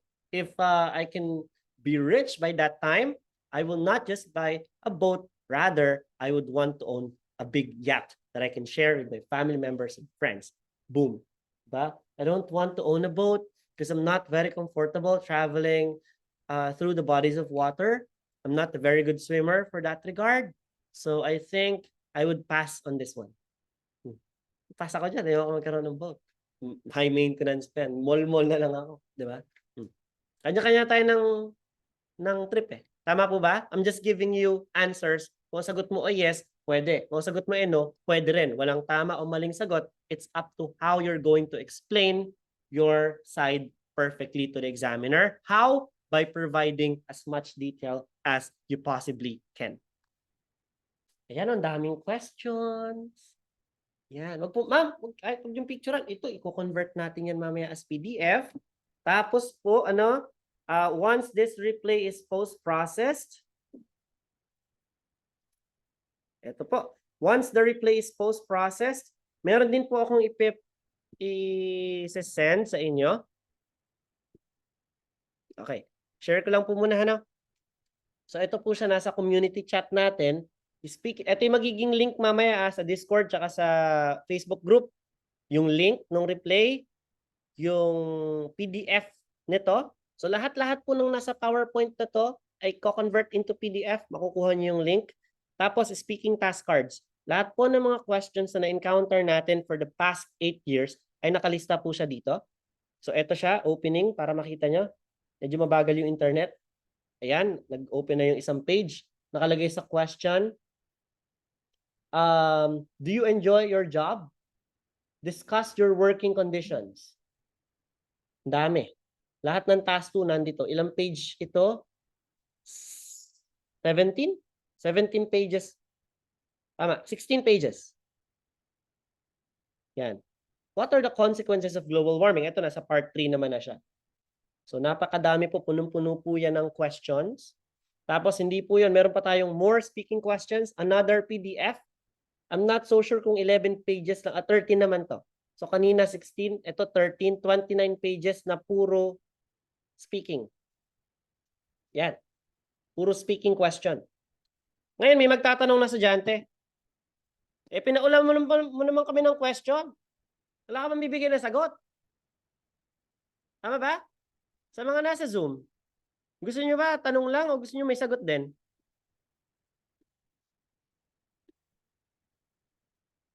Gusto niyo ba tanong lang o gusto niyo meron din sagot? Siyempre naman, gusto natin may sagot. Tama ba? Pwede po bang mahiram ang iyong book? Sabi ni Giselle, sabi ni Gia, with answer.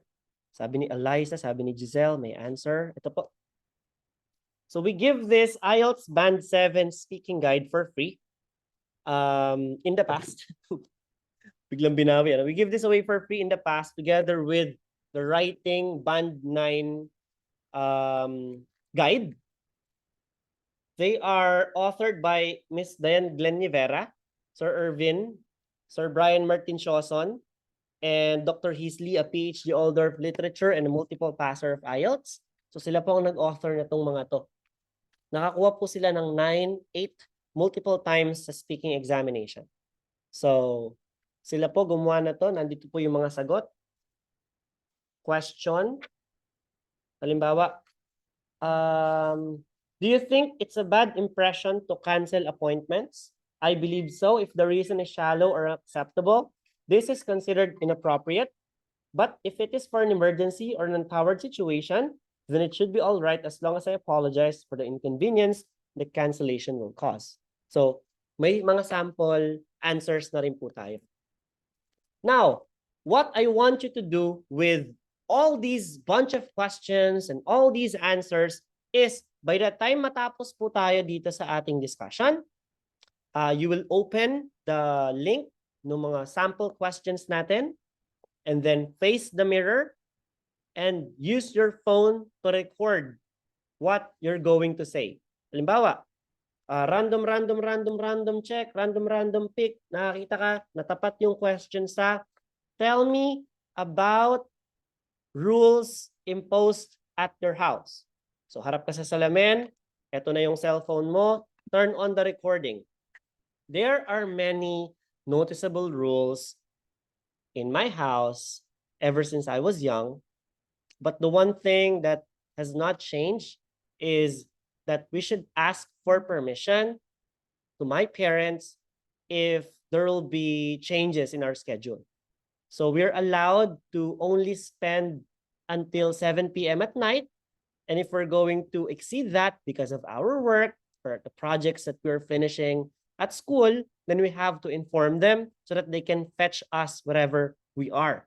So for the past years, many rules have changed, especially who is in charge of washing the dishes or cleaning the house. But one thing that remained, and that is asking for permission so that our parents will not worry too much about us if we will spend or exceed our time allowed to be outside the house.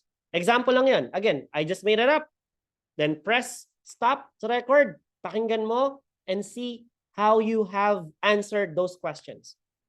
Kung medyo nadadalian ka, confident ka answering those questions, good for you.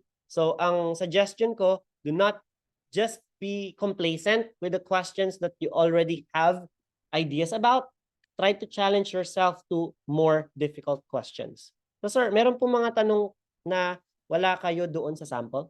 Kasi sa dinami-dami ng lahat ng questions ko na yan, meron din pong hindi po included kasi 2017 yung isa, 2013 naman yung isa. So para po sa updated na questions, pupunta po kayo dito sa ating Facebook group.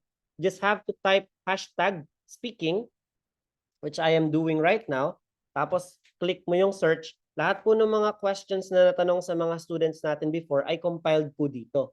If they are not on the post itself, check the nakalagay dyan, Speaking July 24, 2021 mega thread. 8 students po ang nag-share ng kanilang mga question. Nasa comment section naman siya. So yun po, mas updated. Halimbawa, are you working or studying? What gadgets you use in work? Where do you live? Where do you study when you were younger? Why you chose that school? Let's talk about barbecue. Do you like barbecue? From working, biglang barbecue na yung topic. Nagigets yung point. So you have to expect that questions sometimes are asked instantaneously depending on topics that examiners are more comfortable about. Now, I want to give you a very important key point in task 1. Ito po napakahalaga, hindi po ito tinuturo sa mga kalaban naming review center. Pwede nyo pong ituro sa kanila kung gusto nyo. Alright? That the task 1 is going to either be 4 minutes or 9 questions. Malinaw? Okay. There's no in between. 4 minutes to o 9 questions. Ngayon, ito ang tanong. Ano gusto mo? 4 minutes o 9 questions? Ikaw, ma'am, anong name mo? Jelly? Jelly, ano gusto mo? 4 minutes, 9 questions. 4 minutes. Okay. Ikaw, ma'am, anong name mo? And, ano mas gusto mo? 4 minutes o 9 questions? 4 minutes. Ikaw? 4 minutes o 9 questions? 9 questions. 4 minutes, 9 questions. 9 questions. Okay. Now, I will tell you why 4 minutes is better. Bakit? Kasi sa 4 minutes, kung sobrang daldal mo, 5 lang yung tanong. Yung tanong, what's your name? Are you working or studying? Do you live in a house or an apartment? Tell me about your leisure activities. Do you like going to the mall? Oops, 4 minutes na pala. Move on na tayo sa task. Eh kung 9 questions yon, do you like barbecue? Like eating fish? Tell me about the time when you caught a fish and you didn't like the taste. My God, napaka-specific ng tanong. Kasi kapag umabot ka na sa lagpas ng 5 question, mas magiging super hard na yung questions. That's why you set the tone. You need to be talkative so that you can stretch out, you can juice out the question. But once again, avoid falling out of topic. Kasi kung wala ka naman na talaga natitirang ideas about it, then stop and wait for another question.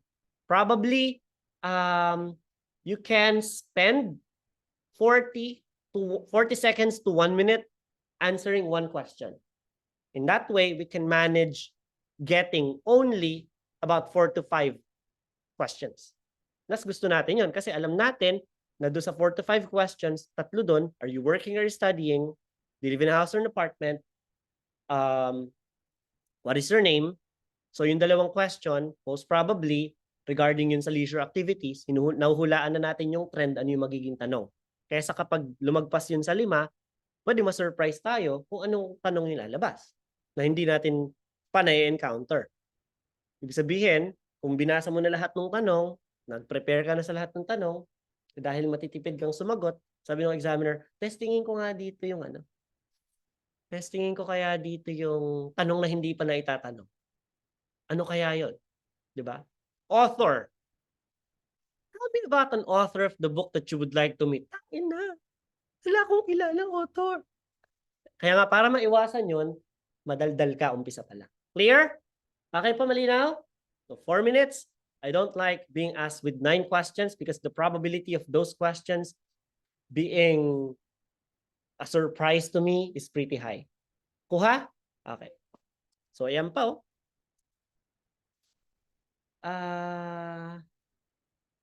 Sir, anong pangalan mo sa likod? Kurt, does your name have any special meaning?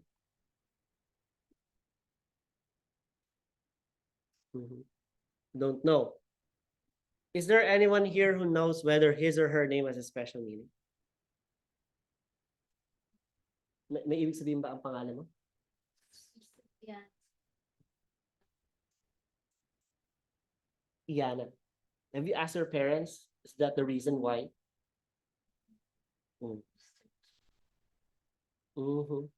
Does your name have any special meaning? So the one who gave me the name Kevin was actually my aunt. So back in the early 90s, she was very fond of this character played by Dolphy, who is the king of comedy in my country. He's a very funny person, as my aunt claims him to be. And the name of this character is Kevin. And that's how easy it is for her to name me Kevin, because he wanted me to be also funny and witty like this character of Dolphy, the king of comedy in my country. That is the meaning behind my name.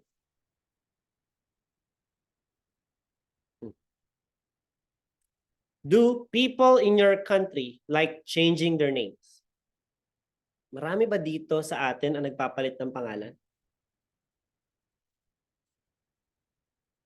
I don't remember anyone from people whom I personally know who have changed their name for the past years. Because I think that having anything changed in the birth certificate requires very tedious and meticulous undergoing of certain circumstances, even including the court to it.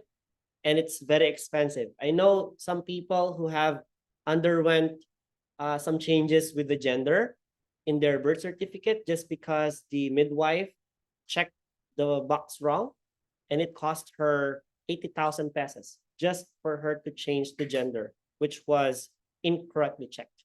That's why people are discouraged changing the name. But I think that if names can be easily changed, if it becomes cheaper, and I believe more people will change names, because sometimes they're stuck with names that they don't really like. So it's a good thing that the law allows it for people to have our names changed. But if they can do so cheaper and easier, then I think it's going to be a win-win situation for everyone. So dapat ganun kadaldal ha, pagsagot pa lang ng unang tanong. Okay po? What is your name? Does your name have any special meaning? Do people in your country like changing their names? Uy, tapos na pala 4 minutes eh. O di, punta na tayo sa kasunod. Diba? So you will be the deciding factor. Okay. Sabi ni Shannon, yup, I Googled it. Sabi ni Eliza, yes. So they know how are they going to respond with the questions na, does your name have any special meaning? So I hope that everyone would also do the same. Nakuha? Ah. So work, your town, what jobs do people in your town do? Diba? Since I live in the region called Rice Granary of the Philippines, most of the jobs available to the people belong to the agriculture sector. This involves farming for rice and raising animals like cattle and sheep for their meat products. Free time, holidays. If you could take a holiday anywhere in the world, where would you go and why? So guys, be careful din sa mga ganitong questions ha. Because oftentimes may mga questions like, tell me about a city that you would like to visit. So specifically cities, tell me about a city that you would like to visit. Japan! Gago, di naman city yun, no? Tell me about a country that you would like to visit. Paris! Oh, luka-luka, hindi po country yun. France is the country, Paris is the city. Japan is the country, Tokyo is the city. So you have to be specific with what you hear. Nagkakaintindihan po? Once again, if you cannot understand the question, clarify. Okay? Pwede, coach, explain yung meaning ng name kahit hindi tinatanong ng examiner. Actually, if the examiner asks you about the meaning of your name, then that will prompt us to give him or her what our name means. But if the examiner just asks you about your name, hey, what is your name? My name is Kevin, mga labnan. You can call me Kevin for short because that is what my friends and family call me. Please call me Kevin. It's nice to meet you. Okay na yon. Hindi na natin muna ibibigay yung meaning ng name unless the examiner prompts us to give the meaning of the name. Kasi nag-i-introduce pa lang tayo. So, ano pa lang to, opener. So, make it light and easy pa lang sa umpisa. Transport. How did you come here today? Naggaling sa Manila. Di ba ma'am, sa Manila ka mag-exam? Anong hotel ka nakabook? British Council ka? Tapos UKVI? Most probably sa ano yan? Ortigas sa Crown Plaza. Sabi ng examiner, the podium daw. Sabi niya, how did you come here today? Well, you see, this is the second time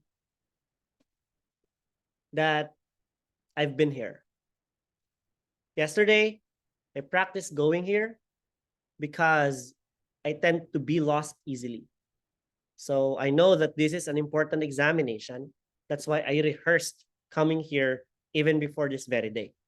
So I went here with the usual route. My place of residence is in Cabanatuan City, about 120 kilometers away from where we are now. So I traveled down south and I rode the Grab after I parked my own car to the condominium unit I rented yesterday. So it's very, very convenient because I was able to reach here easily. That's why I decided to stay here yesterday to practice and to know how to come in here using the public transportation system. Yan. Shopping. How much time do you spend shopping every week? What was the last item you bought when you went out for shopping? Which do you prefer? Shopping online or shopping in a mall? Have you ever been disappointed with a product you purchased online? Yes, I still remember last November, I bought this pair of Crocs that I saw online. It was only 1,900 pesos. It was a good deal because the price of Crocs usually is twice that amount. But when it came here, the box, it's very small. It was only Crocs pair of keychains. God damn it. Morder ako ng chinelas, dumating keychain. So I was very disappointed. Wag kang sabi ng masamang words, ha? Okay po? So, explain ka lang kung paano nangyari. Usually kasi maraming disappointment sa product online kasi we thought something would look nice, but when it comes and you open the package, parang, ano ba yun? Nakaka-underwhelm. But when you shop in the mall, so ang advantage kasi, when you are going to answer, I like shopping online because it gives me convenience. I like waiting for something to arrive. It has a lot of discounts because some stores, they don't have physical setup, which can make them save money that they give as discount vouchers for buyers like me. So if you're going to compare a pair of Nike shoes bought online, that's around 2,200 pesos versus the one I bought at a store, around 5,700 pesos, it's more than twice its amount. Unfortunately, I don't have the liberty to try it on. Sabihin mo, do you like going to the mall or do you like shopping to the mall or shopping online? Unfortunately, I find it more interesting to shop in the mall because I can try the different attire or even shoes on before I buy them, making sure that I really like the item.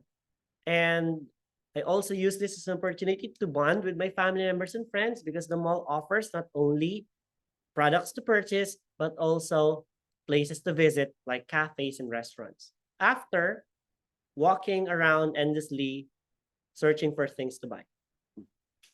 Nakuha?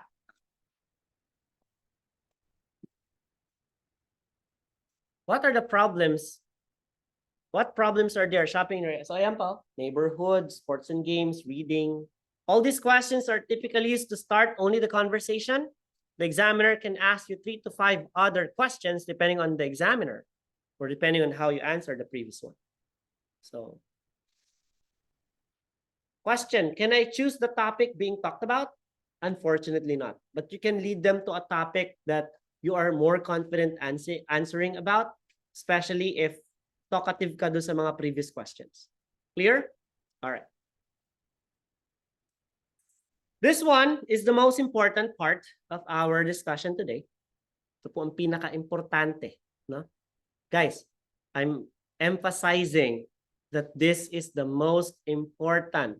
So please, all eyes and ears, seryoso po muna tayo. Hindi muna ako magbibiro dito. Ito po ang pinakamahalaga. This can make or break your IELTS dream of going abroad. Nandito po ang buhay, nandito po ang susi ng inyong pag-alis sa task 2 or individual long term. So, first, after the task 1, the examiner will tell you, okay, that is the end of your task 1. Let's now proceed to the next task. I will give you this question. This question is in a form of card. So, imaginein mo yung A4 paper, imaginein mo yung bond paper, hatiin mo siya sa 4, nakalagay po doon yung question. Ang tawag natin doon ay task card. So, examiner will say something like this. Now, that is the end of your task 1. Let's now proceed to the next task. I will give you this task card. This task card contains the question.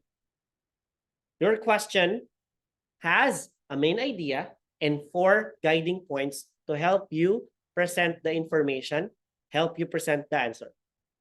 You are given 1 full minute to prepare for this question. In the pen and paper base exam, you have a countdown timer in front of you. In the computer-delivered IELTS, you will see the countdown timer near the video of the examiner's face. Malapit lang po doon. Countdown timer, 60 seconds. So what are you going to do with this time? During this time, you need to prepare. Remember, the examiner will give you 4 things. Yung una, 1 minute to prepare. Yung pangalawa, piece of paper that contains the question and a pencil, and then another sheet of paper to outline your ideas. The examiner will take the task card back from you, but they will not take the preparatory material they gave to you beforehand. They will not take it back. So sa madaling sabi, okay, halimbawa lang po ha, mag-on muna ako ng video. So example lang po muna ito guys. So the examiner will give this task card that contains the question. Ang tawag natin dyan task card. Yung iba tawag cue card. No, walang problema kung anong mas komportable kang tawagin yan. So this is your task card. This is the piece of paper. And then this is your pencil. You are given 1 minute para kopyahin yung mga questions na nandito, to write them down on the piece of paper. Sulat mo yung tanong, sulat mo yung mga sagot, dahil pagkatapos po ng 1 minute, kukunin nila to. So ibig sabihin, there is no way for us to remember everything that is in the task card unless if we will be writing them down on the piece of paper provided to us. Huwag pong mag-alala, may iwan po sa atin yung piece of paper na yon. Kaya gagamitin mo yon to copy the questions, to write them down as they appear in the task card, and to write short answers that you will give later during your individual long term. Yan. So you will be asked to talk about a certain topic. There will be some questions, outline questions, guide questions about the topic that you must answer. You will first be given a pencil and the paper, and then the task card containing the questions. So that is what will happen in this part. Since you'll be given 1 minute to prepare for the answers, create an outline on the paper given to you. Question, how do I organize my answer? You organize them in such a way that you put them in order how they appear in the question. Kung paano nyo po nakita yung tanong, ganun nyo lang po i-organize yung sagot.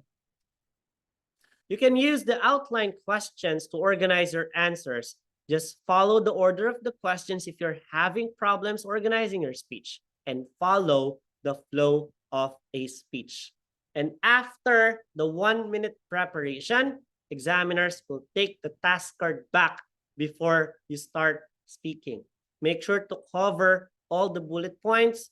Be sure to answer all the questions. So once again, your task is divided into 3. Tama po. Recap lang tayo. Your speaking task is divided into 3. So, pangalanan natin sila. Task 1 is the introduction interview. Questions about yourself. Task 2, individual long term. Task 3, or the two-way discussion. Yan. The introduction interview part is the easiest. Individual long term is the most important. And task 3 is the most difficult. So let's say you performed as good as our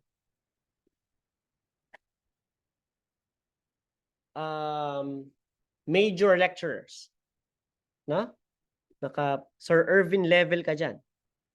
You performed as good as our major lecturers as well in task 3. But there are 4 bullet points in task 2 and you missed one of them. Your highest score is only going to be 6.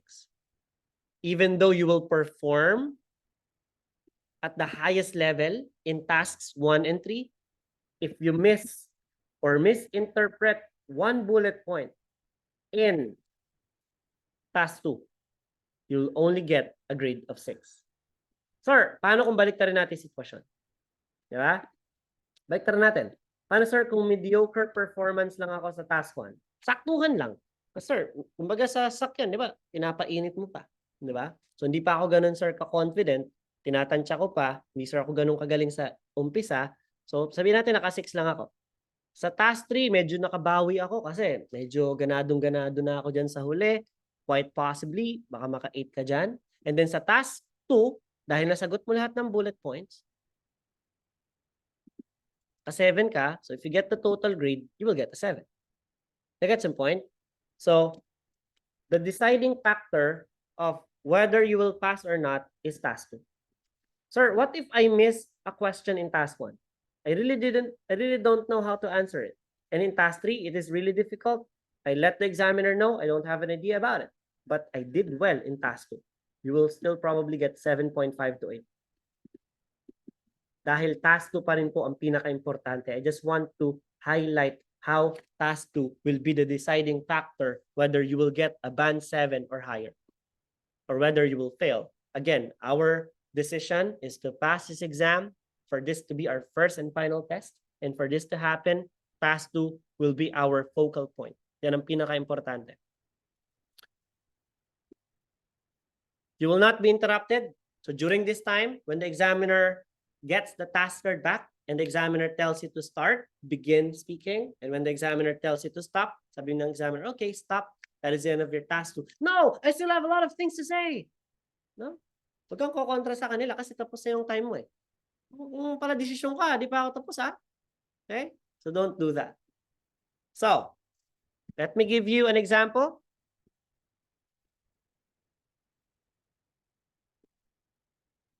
Tell the examiner about the food that you like the most. Sasabihin ng examiner.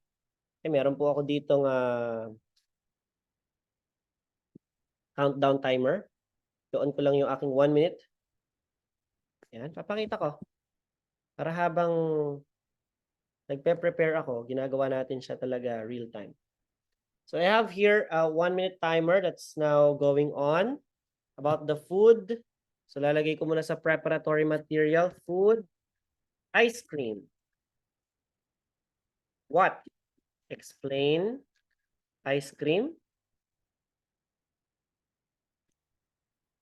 is made How often?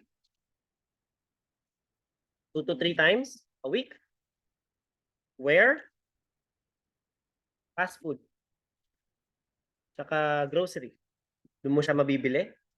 And why? It's sweet and cool to taste. Meron pa akong 14 seconds. So nakita nyo gano'n lang kabilis mag-prepare? So sa totoong buhay po, ito ay nakalapis papel. Kaya kung mas mabilis ka magsulat, mas okay. So ano pa mangyayari? Okay, ano mangyayari? Yun na, nag-alarm. The examiner will get the task card back.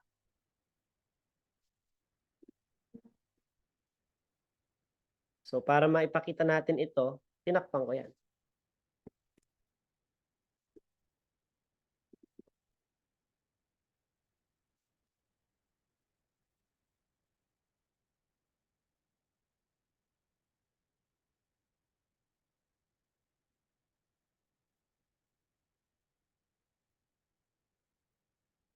Wala nga, tatakpan ko lang.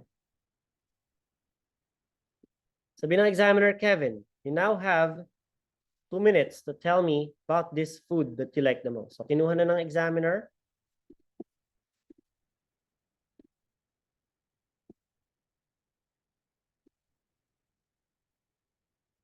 Yan. So mag-play naman ako dito ng 2-minute timer.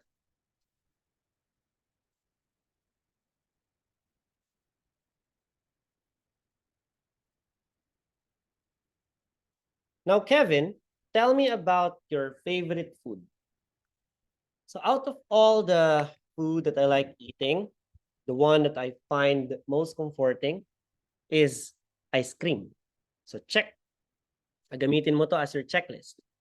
An ice cream is made by combining different dairy ingredients, particularly its main ingredient, milk, together with different kinds of flavoring, such as vanilla, chocolate, and my favorite being strawberry, partly because of how rare it is for me to eat this fruit of all the different flavors out there.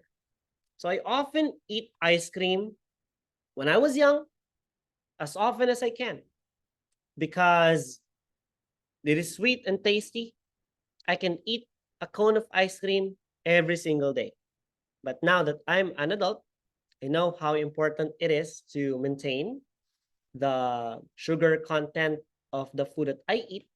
That's why I only limit eating ice cream now to only up to 2, maybe up to even 3 times per week, because of how sweet it is. Tendency is it will have high sugar content. I usually buy ice cream in any fast food chains where it is available, such as McDonald's. They have very economic sundaes available, and in grocery shopping malls. I like eating ice cream because it's sweet. I have a sweet tooth. I like eating cakes and chocolates, but ice cream is also cool to taste. It is amazing, especially during a hot summer season. It's not only tasty, it lets me cool my senses during summer days. And that is the reason why ice cream is my favorite food of all. So yun po, tapos na yung 2 minutes. Na-check ko ba lahat? Nasagot ko lahat? Yes. Nagets yun? So that is how you're going to answer questions in the exam. We use the preparatory material. We arrange the question in such a fashion that you can use it as a checklist. Yung pencil may iwan sa inyo. Yung paper, pwede mo siyang glance-glance. Basa-basahin mo siya. It's fine. Examiners wouldn't care about it. They actually want you to use the preparatory material to your advantage. So, now sir, ang sabi nyo, ang length po ng task 2 ay 2 to 3 minutes. So ang pinakita ko sa inyo is an examiner that will cut me off if the 2-minute mark has already been finished. Tama po? Tagalog. Ang pinakita ko po sa inyo ay isang situation kung saan yung examiner goods na siya, satisfied na siya sa 2 minutes, tuloy na tayo sa task 3. Eh paano sir? Kung yung examiner na yon, ang gusto niya 3 minutes, eh sinunod ko yung ginawa mo. na magbigay po ng 2 minutes na cover itong lahat. Kaya sabi ng examiner ko, ganito po ang ginawa niya. Ano ibig sabihin nito? This hand motion means go on, continue, add more. Okay? So if you are already done discussing all these points, nag-mention ka na ng what, mention mo na how often, mention mo na where, mention mo na why. So you will add details that are relevant to them. Teka, may question? Teka lang ha, hindi ko mabasa yung question. Teka lang po. Sir, 1 minute to copy and answer the question po, di ba? 1 minute to prepare, 2 minutes to answer, and then additional minute kung yung examiner mo hindi siya satisfied sa 2 minutes lang. Kasi ang examiner po iba-iba. Kaya ang nakalagay po dyan ay 2 to 3 minutes. Malinaw? Clear po tayo. Gusto ko malinaw tayo bago tayo mag-move on sa susunod. Alright? Ulitin natin. The time for the discussion ng two-way discussion, the time for you to do the individual long-term or task 2 is only 2 minutes. But there are examiners who would prompt you to do it for 3. And oftentimes, examiners will motion you using their hands. Sometimes they will just use their eyebrows. Di ba? So, sir, bakit hindi nila kami rektahin? Add more. Ba't di po sila magsabi na lang? Bakit po sila nagmo-motion lang ng kamay? Ba't sila nag-eyebrows lang? Ba't non-verbal communication yon? Kasi, kapag kinat ka na nila at hindi pa sila satisfied, ang meaning nun, may hindi ka nasagot na bullet point or kulang yung detail na pin-provide mo. At ayaw nilang bumagsak ka. Bakit mababait yung mga examiner eh? Tama, mababait sila. Kaya naman, binibigyan kanila ng chance na i-redeem mo yung sarili mo dahil kapag nagsalita sila, tapos na ang task 2, task 3 na yon. At hindi po ito nire-record ng video. Voice lang. Kaya nagkakamay sila na ganito. Ano lang po yung naka-record ng video? UKVI. And luckily, madali lang ang UKVI. Mas madali ang questions ng UKVI compared sa regular IELTS. Dahil 4 lang naman kailangan dun. Yes. Nakukuha? Okay. So, sir, paano nangyari? Sabi ng examiner. Diba? Anong susupplement ko dyan? Tapos na ako sa what, how, where, at saka why. So, you will add history about the topic. At saka celebrations related to the topic. I remember the first time I ate ice cream, my mom found out that I am going to be an honor student. So I was watching cartoons and I kept on telling her this commercial keeps on popping up. It was a Cornetto ice cream commercial. So every single day, I was asking my mom to buy me this ice cream. And because we're not very rich, this ice cream is going to cost us luxury. We're going to buy this by bulk, which is only available in selected supermarkets. So we went to a supermarket. She surprised me. She told me she found out I will become an honor student after getting good grades. So she bought me at least a month of worth of this ice cream that I enjoyed watching cartoons. So ever since then, whenever I feel like I've achieved something good, I don't want to pamper myself buying expensive stuff. I think just a pint of ice cream would do as a way of celebrating small wins that I've achieved in life. Tapos yun. Sabi ng examiner, dagdag ka pa. Diba? There are also different celebrations related to ice cream, such as birthday parties. I think that a children's birthday party would not be complete without an ice cream. And observing those parties, I think that not just children enjoy eating ice cream during birthday celebrations. I think adults enjoy it even more. Okay, sabi ng examiner, okay, satisfied. Saan na tayo sa task 3? Tatanong na siya ng questions sa task 3. It could be relevant or not doon sa task 2. Okay. Describe an expensive activity that you enjoy doing occasionally. So hindi po natin to sasagutan full-blown like the one we did kanina. Dahil nakalagitnaan pa lang po tayo ng lecture, alas 12 na pala. Medyo nag-enjoy ako. Sayang, alas 5 na gusto niya ng hapon. Abutin talaga tayo ng hapon dito. No? So, shout out sa iyo, ma'am, kung nandito ka. Sana masaya ka. Napasaya ka namin. Alright. Expensive activity you enjoy doing occasionally. Ma'am, anong expensive activity ang na-enjoy mo paminsan-minsan? Can you give me something? An activity? Traveling? Traveling ano? Going to beach na lang daw. Aha. So, sabi nung isa, 1, going to the beach. Siyempre, hindi naman mura yan. Dahil pupunta ka sa beach, may resort yon, magstay ka doon, dami kang dala, may sasakyan ka, meron kang RFID, papaloadan mo yon, papagas ka. Ba? Mga tips, kakain kayo sa restaurant doon, yun ang pwede magsaing doon. Okay? So, ano pa? Kayo guys? Shopping. Shopping daw. Siyempre, mahal ang shopping kasi bibili ka ng bagay. No? Ha?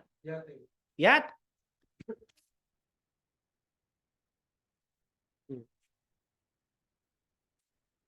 Going to a spa. Spa day. Ano pa? Anything else? Ha? Traveling out of the country. Diba? Traveling abroad.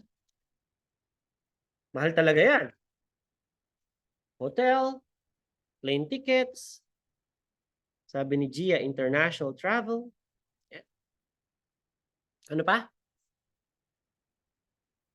Even traveling locally. Boracay nga lang, mahal na mag-travel. Watching concerts. Kasi hindi naman laging may concert yung paborito mong artist, di ba? Ano pa? Salon.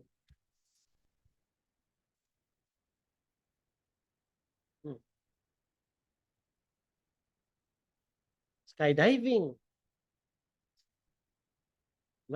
Pag araw-araw ka nag-skydiving, lulang-lula ka na. Okay? Kaya paminsan-minsan mo lang ginagawa. Sabi ng mga class, kaya kinakatas yung buhok mo. Araw-araw sa'yo nag-skydiving. Okay. Ano pa? Wala na po. Okay. So what is it? So you have to explain who you do it with. So kailangan may mga kasama ka, family members, friends. Why it's expensive? So explain mo kung traveling yon, plane tickets are absurdly high. Minsan nakakatsyempo tayo ng mga seat sale. Pag mga off-season, like pag tag-ulan, tsaka mura yung mura mag-Boracay pag tag-ulan. Kaya yung mga background mo maitim yung ulap, ano? Pag bagyo. Tapos explain how you feel about it. So sabihin mo na, although it's expensive, I save money to it because this is really my passion. I really like traveling and exploring new places, meeting new people, understanding the culture of others. And it makes me see the world differently.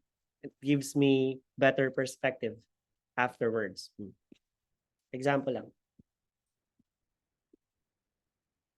A daily routine that you enjoy.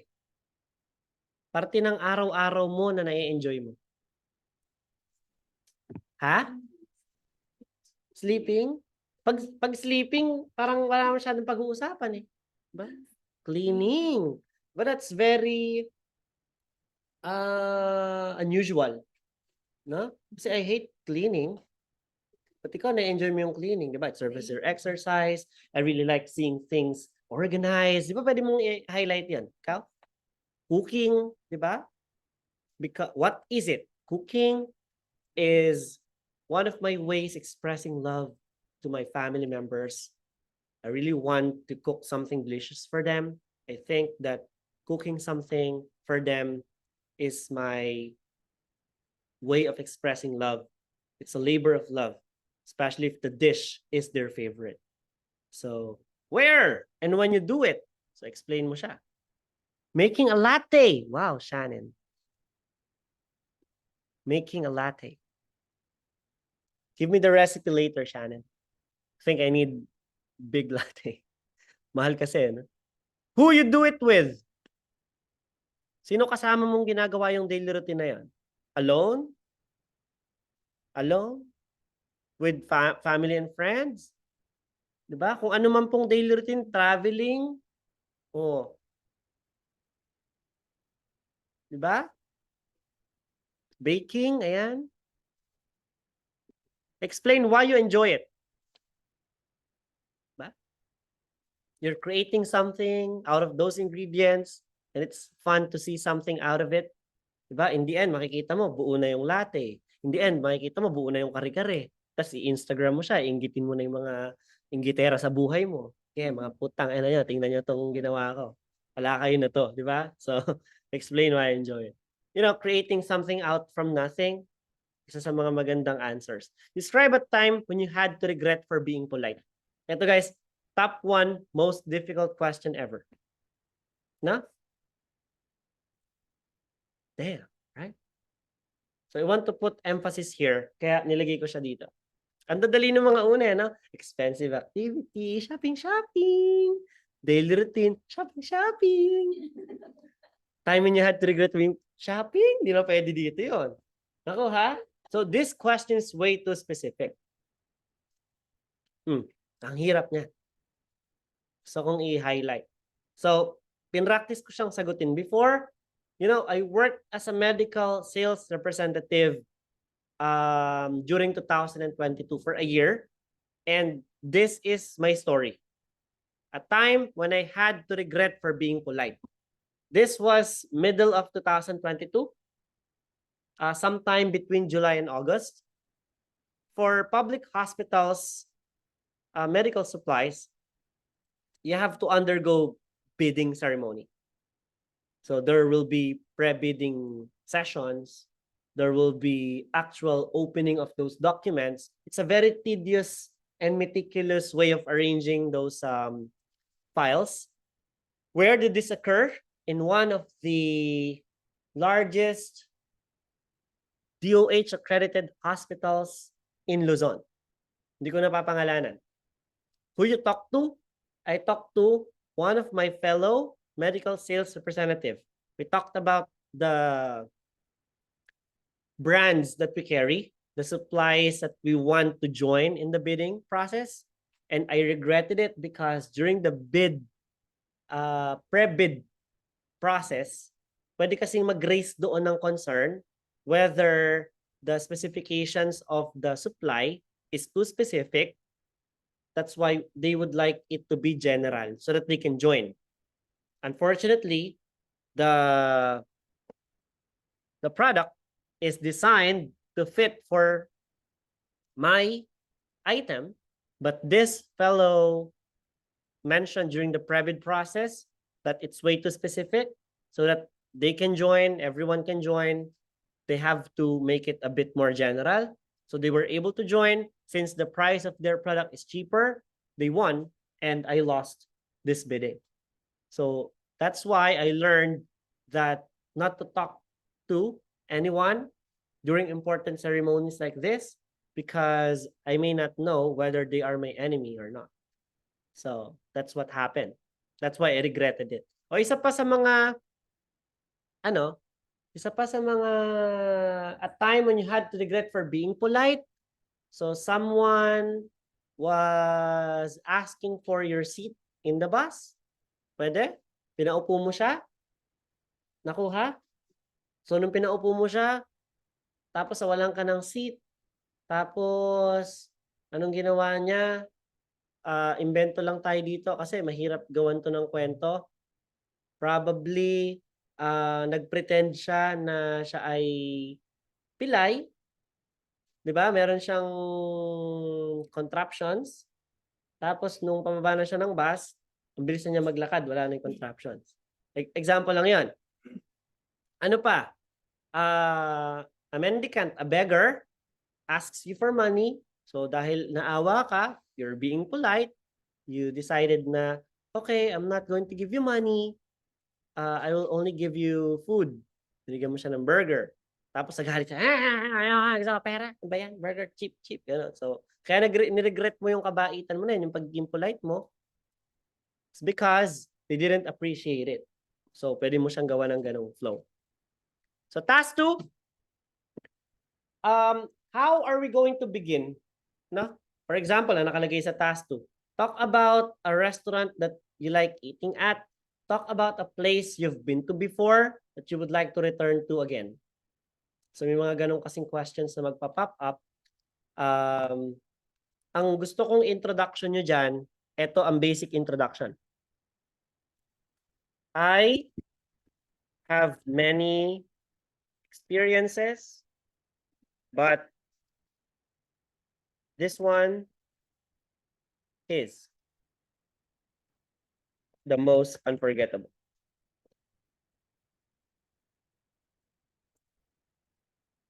Yan. Bawa restaurant. I have experienced eating at many different restaurants, both locally and abroad. But the one that I can consider my favorite is, talk about your favorite food. Talk about your favorite fruit. I like eating fruit, especially during breakfast and lunch, because I know how healthy it is to include a cup of fruit in one's diet. But my favorite would have to be a watermelon. So bago mo sabihin na ito yung answer mo, ang introduction mo doon is maraming ganito pero may nag-iisa at yun ang sagot.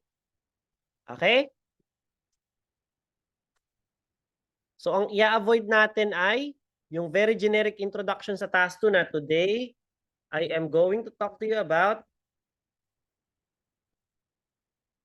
Yan ang i-avoid natin. Bawal na bawal po. Today I'm going to talk to you about because examiners hate memorized speech. Make sure you answered all the questions. Do not limit the answers to questions, but do not digress. Ang goal natin, masagot natin lahat ng bullet points muna. Yung mga supplemental na additional information, mamaya mo yun sa huli sasabihin. Para kung sobrang daldal mo, nakaka 2 bullet points ka pa lang, kinat ka na ng examiner, hindi mo naman talaga minimin na ma-omit yung 2 bullet point. Tapos, hindi mo siya nasasadya na hindi mo nasabi because you were talkative only for the previous 2. Tapos na yung time. Wala na tayong chance para ma-redeem yung sarili natin. That's why, nililimit natin yung ating talk sa task 2. We have 4 bullet points to only 25 to 30 seconds. 25 to 30 seconds per bullet point. So, malalaman ko ba yung time? Yes. Sa upper right corner po ng ating screen. Kung ito ay computer-based exam, makikita nyo dito yung ating countdown timer, 2 minutes na ito. Tapos kung ito naman ay pen and paper-based, may counter din po na ipapakita sa inyo.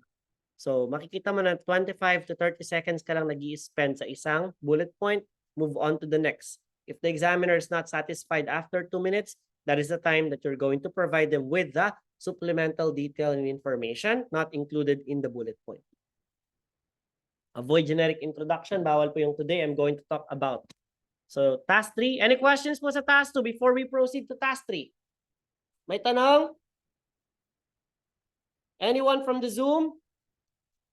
Baka may mga questions kayo that you want to clarify?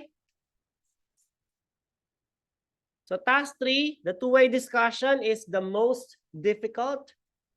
The questions here are abstract in nature. That adds to their degree of difficulty. So you will be asked questions which are related to the topic on the previous task. Sometimes questions are not even related. These questions are more difficult than the questions asked in task 2. Questions are usually abstract, which makes it more difficult. Listen to the questions carefully. Sometimes you can ask the examiner to repeat the question. Courtesy matters. Can you please repeat the question? Say thanks. Answer immediately as soon as the question was asked. Answer the questions directly and make sure that you have explained your answers in detail. Speak as if there's no tomorrow. You don't want to be asked with so many questions. And the more talkative you are, the fewer questions you will get asked. So you can manage your answers better. Always aim to expound. Expound is the idea where you want to explore the details of a certain aspect of your answer. So you will be giving further details to it. Explain and give details. That is our aim, to expound. The most challenging aspect of impromptu speaking is in generating and organizing your thoughts. Sometimes when asked a question, you may flood with countless possible answers. Other times, you may even draw a complete blank. The challenge will even be greater if your topic is in a subject you know nothing about. That's why preparation is very important. Sometimes your sensitivity to a topic may make it difficult for you to address it adequately. Regardless of what situation you may find yourself in, it can be very useful for you to know that there are methodologies that can help us formulate our off-the-cuff responses. The first and most important being the PREP method. Can you guys repeat that? PREP method. PREP method means point, reason, example, point. Point is your direct answer to the question. Reason gives the significance of your answer to the question. E is for the example, the details supplemented to it, the specific ideas related to it, or perhaps experiences related to it. And then point is the summary of your answer. So an example is here. Kevin, tell me something about a place where you want to spend your holiday vacation. Your point is, Malta is a wonderful holiday destination. That is a direct answer. Wala ka nang pasikot-sikot pa. Sinabi mo agad na kung may pupuntahan man ako na bansa to spend my holiday, wala nang iba kundi Malta. O, sasabihin mo, why? This is a country drenched in history and offers an abundance of activities for travelers. This country has old churches, catacombs, and arid shelters of Second World War. I would also like to take a dive at one of the many wrecks or take a dip in one of the many beautiful inlets and bays. Of course, these are just some of the things Malta has to offer. It really is a wonderful holiday destination. And that is your closure. This is the summary of your point. So PREP, who do you think are more fashion conscious, men or women? I think men are more fashion conscious because I believe women are more fashion conscious when it comes to fashion due to. So dapat may explanation siya. What is the difference between lies told by adults as compared to the lies told by children? Ganyan na po ang tanungan sa task 3. Anong pinagkaiba ng pagsisinungaling ng bata sa pagsinungaling ng matanda? I think that children lie because they are trying to avoid punishment. That's why when I was a kid and I broke this vase that my mom owned, I tried to hide it for about 2 months. And when she found out, she punished me for it. But now that I'm an adult, I am not lying for the sake of it. I'm just keeping the truth from my friend so that he or she is prepared for the truth to come out. So adults lie because they're trying to avoid conflicts and consequences of what this speech is going to be or going to have an impact for this individual. So ganito po ang mga tanungan. Which do you prefer, working in big or small groups? How do you spend your night? Tell me about the various forms of relaxation. Differentiate change and progress. Say something about the sports facilities in your hometown. And when was the last time you waited? So hindi po ito metaphorically. Kailan ka talaga naghintay? Just this morning, I ordered a cup of coffee at McDonald's. So I waited for about 5 minutes for my order. So I didn't wait that long. But that was the last time I waited. Some people have the cunning ability to talk, but not the ability to communicate. You have to make sure we are using the English language to communicate to the examiner. So we also have to use nonverbal cues such as hand gestures, eye-to-eye contact, and even head movements. The key here is authenticity. Stage fright is fear of feeling, acting, speaking, communicating, and performing in front of people. As you give yourself permission to become genuine, your fear dissolves into captivating connection. Remember to relax. It is normal to feel mild anxiety or nervousness. Be confident by smiling. It makes a huge difference in your tone and pronunciation if you're smiling, if you are speaking, rather than if you're grumpy and angry during the speaking exam. Listen, questions are sometimes being asked instantaneously, so you have to listen. This is critical in your response. And pray.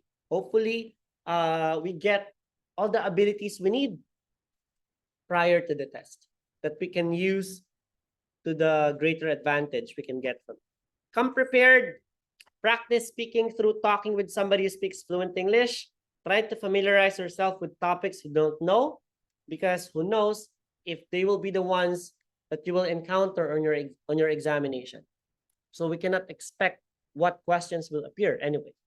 Practice with your family members, friends, and coaches, and practice talking, answering in detail. Lagi po kayong mag-aim na kapag sasagot ng answer, particularly in speaking, laging madetalye. Okay? Explore. During the test, be willing to talk. The examiner is expecting to talk to a positive, intelligent, and courteous candidate. If the examiner offers to shake your hand, return his or her handshake firmly. So sa handshake naman, it doesn't happen very often. Nangyayari na lang to sa mga face-to-face exams. Ito po yung kamay. Ito po yung kamay nyo. Make sure that the webbing, itong part na to ng hand, touches the examiner's hand. Grab it firmly, 2 pumps, and then let go. That is the proper way of shaking hands. So, simple answers do not mean one word, but a complicated answer does not essentially mean better. You only respond to the question. The focus is giving details, supplementing the main idea. Do not tell the examiner you're nervous. Do not shake the hands of the examiner if your hand is very cold, as if it's a cold, wet fish. Do not cut the interview questions with one word or very short answers. Examiners are requiring you to answer the question in full, to answer the question in detail. Warning, do not hesitate for too long in your answer. Do not repeat information you already gave. Do not overuse the words I and will. Ano ba yung I will? This is a promise. Why are you making promise? Would you be seeing the examiner again? I don't want to see the examiner again because that means I have to take the exam again. So don't mention I will. Sir, what if I encounter this? I don't know the answer to the question. Halimbawa, ang tanong ng examiner, Kevin, why is the hole of a manhole round? Obviously, the examiner is testing me. I don't really know the answer. Tell the examiner you don't know. Okay? Tell the examiner politely, like this. I'm sorry, I don't know the answer to your question. But when I get home today, I'll do my research about it. Thank you. Okay po? I'm sorry, I don't know the answer to your question. But when I get home today, I will do my research about it. Thank you. Maraming variations yan. Pwedeng, unfortunately, my knowledge is limited about that topic. That's why I think I cannot respond to you at this time. But rest assured that once I get home, I'll make sure to learn more about this. Why the hole of a manhole is round. Thank you. So yun po. Maraming siyang pwedeng variation. Sir, ibig sabihin, pwede kami magsabi sa examiner na hindi namin alam yung sagot? Oo. Lalo na kung yung tanong ay very specific. Tama ho ba? Again, you're not applying to be the undersecretary of DPWH na kailangan mong masagot why the hole of a manhole is round. The examiner is trying to know what are you going to do in such situations that you don't know the answer to specific questions. Manghuhula ka ba? Magsisinungaling ka ba? O sasabihin mo yung totoo na hindi mo alam yung sagot? Okay lang sa kanila. May students ako na naka-8, gumamit ng ganon, okay lang. Okay po? Alright. Do not be afraid to correct grammatical mistake, but don't overdo it. Huwag kayong masyadong maging preoccupied sa grammar. Do not expect the examiner to give you feedback on how well you performed because that is disrespect to them. Nagkakaintindihan? Never ask the examiner your score. What you say is important, but remember how you say it matters the most in the speaking subtest. And that is the end of our discussion. Any questions po? From the online group. So thank you for remaining with us throughout the end. Arton, Feli, Gia, Giselle, Karen, and Shannon. Just for the recap, in the speaking test, you need to remember it is not difficult. It's actually the second easiest in the IELTS.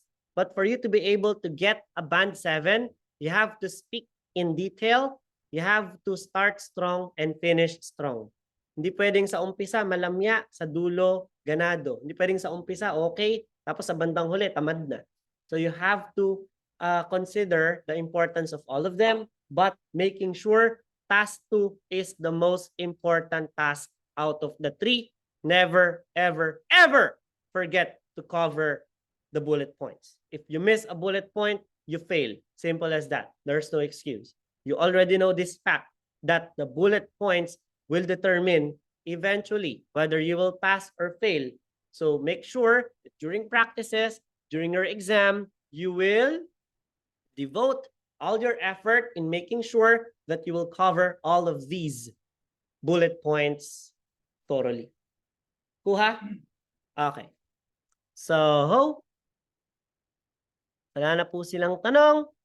So that will be the end of our discussion for today. Okay.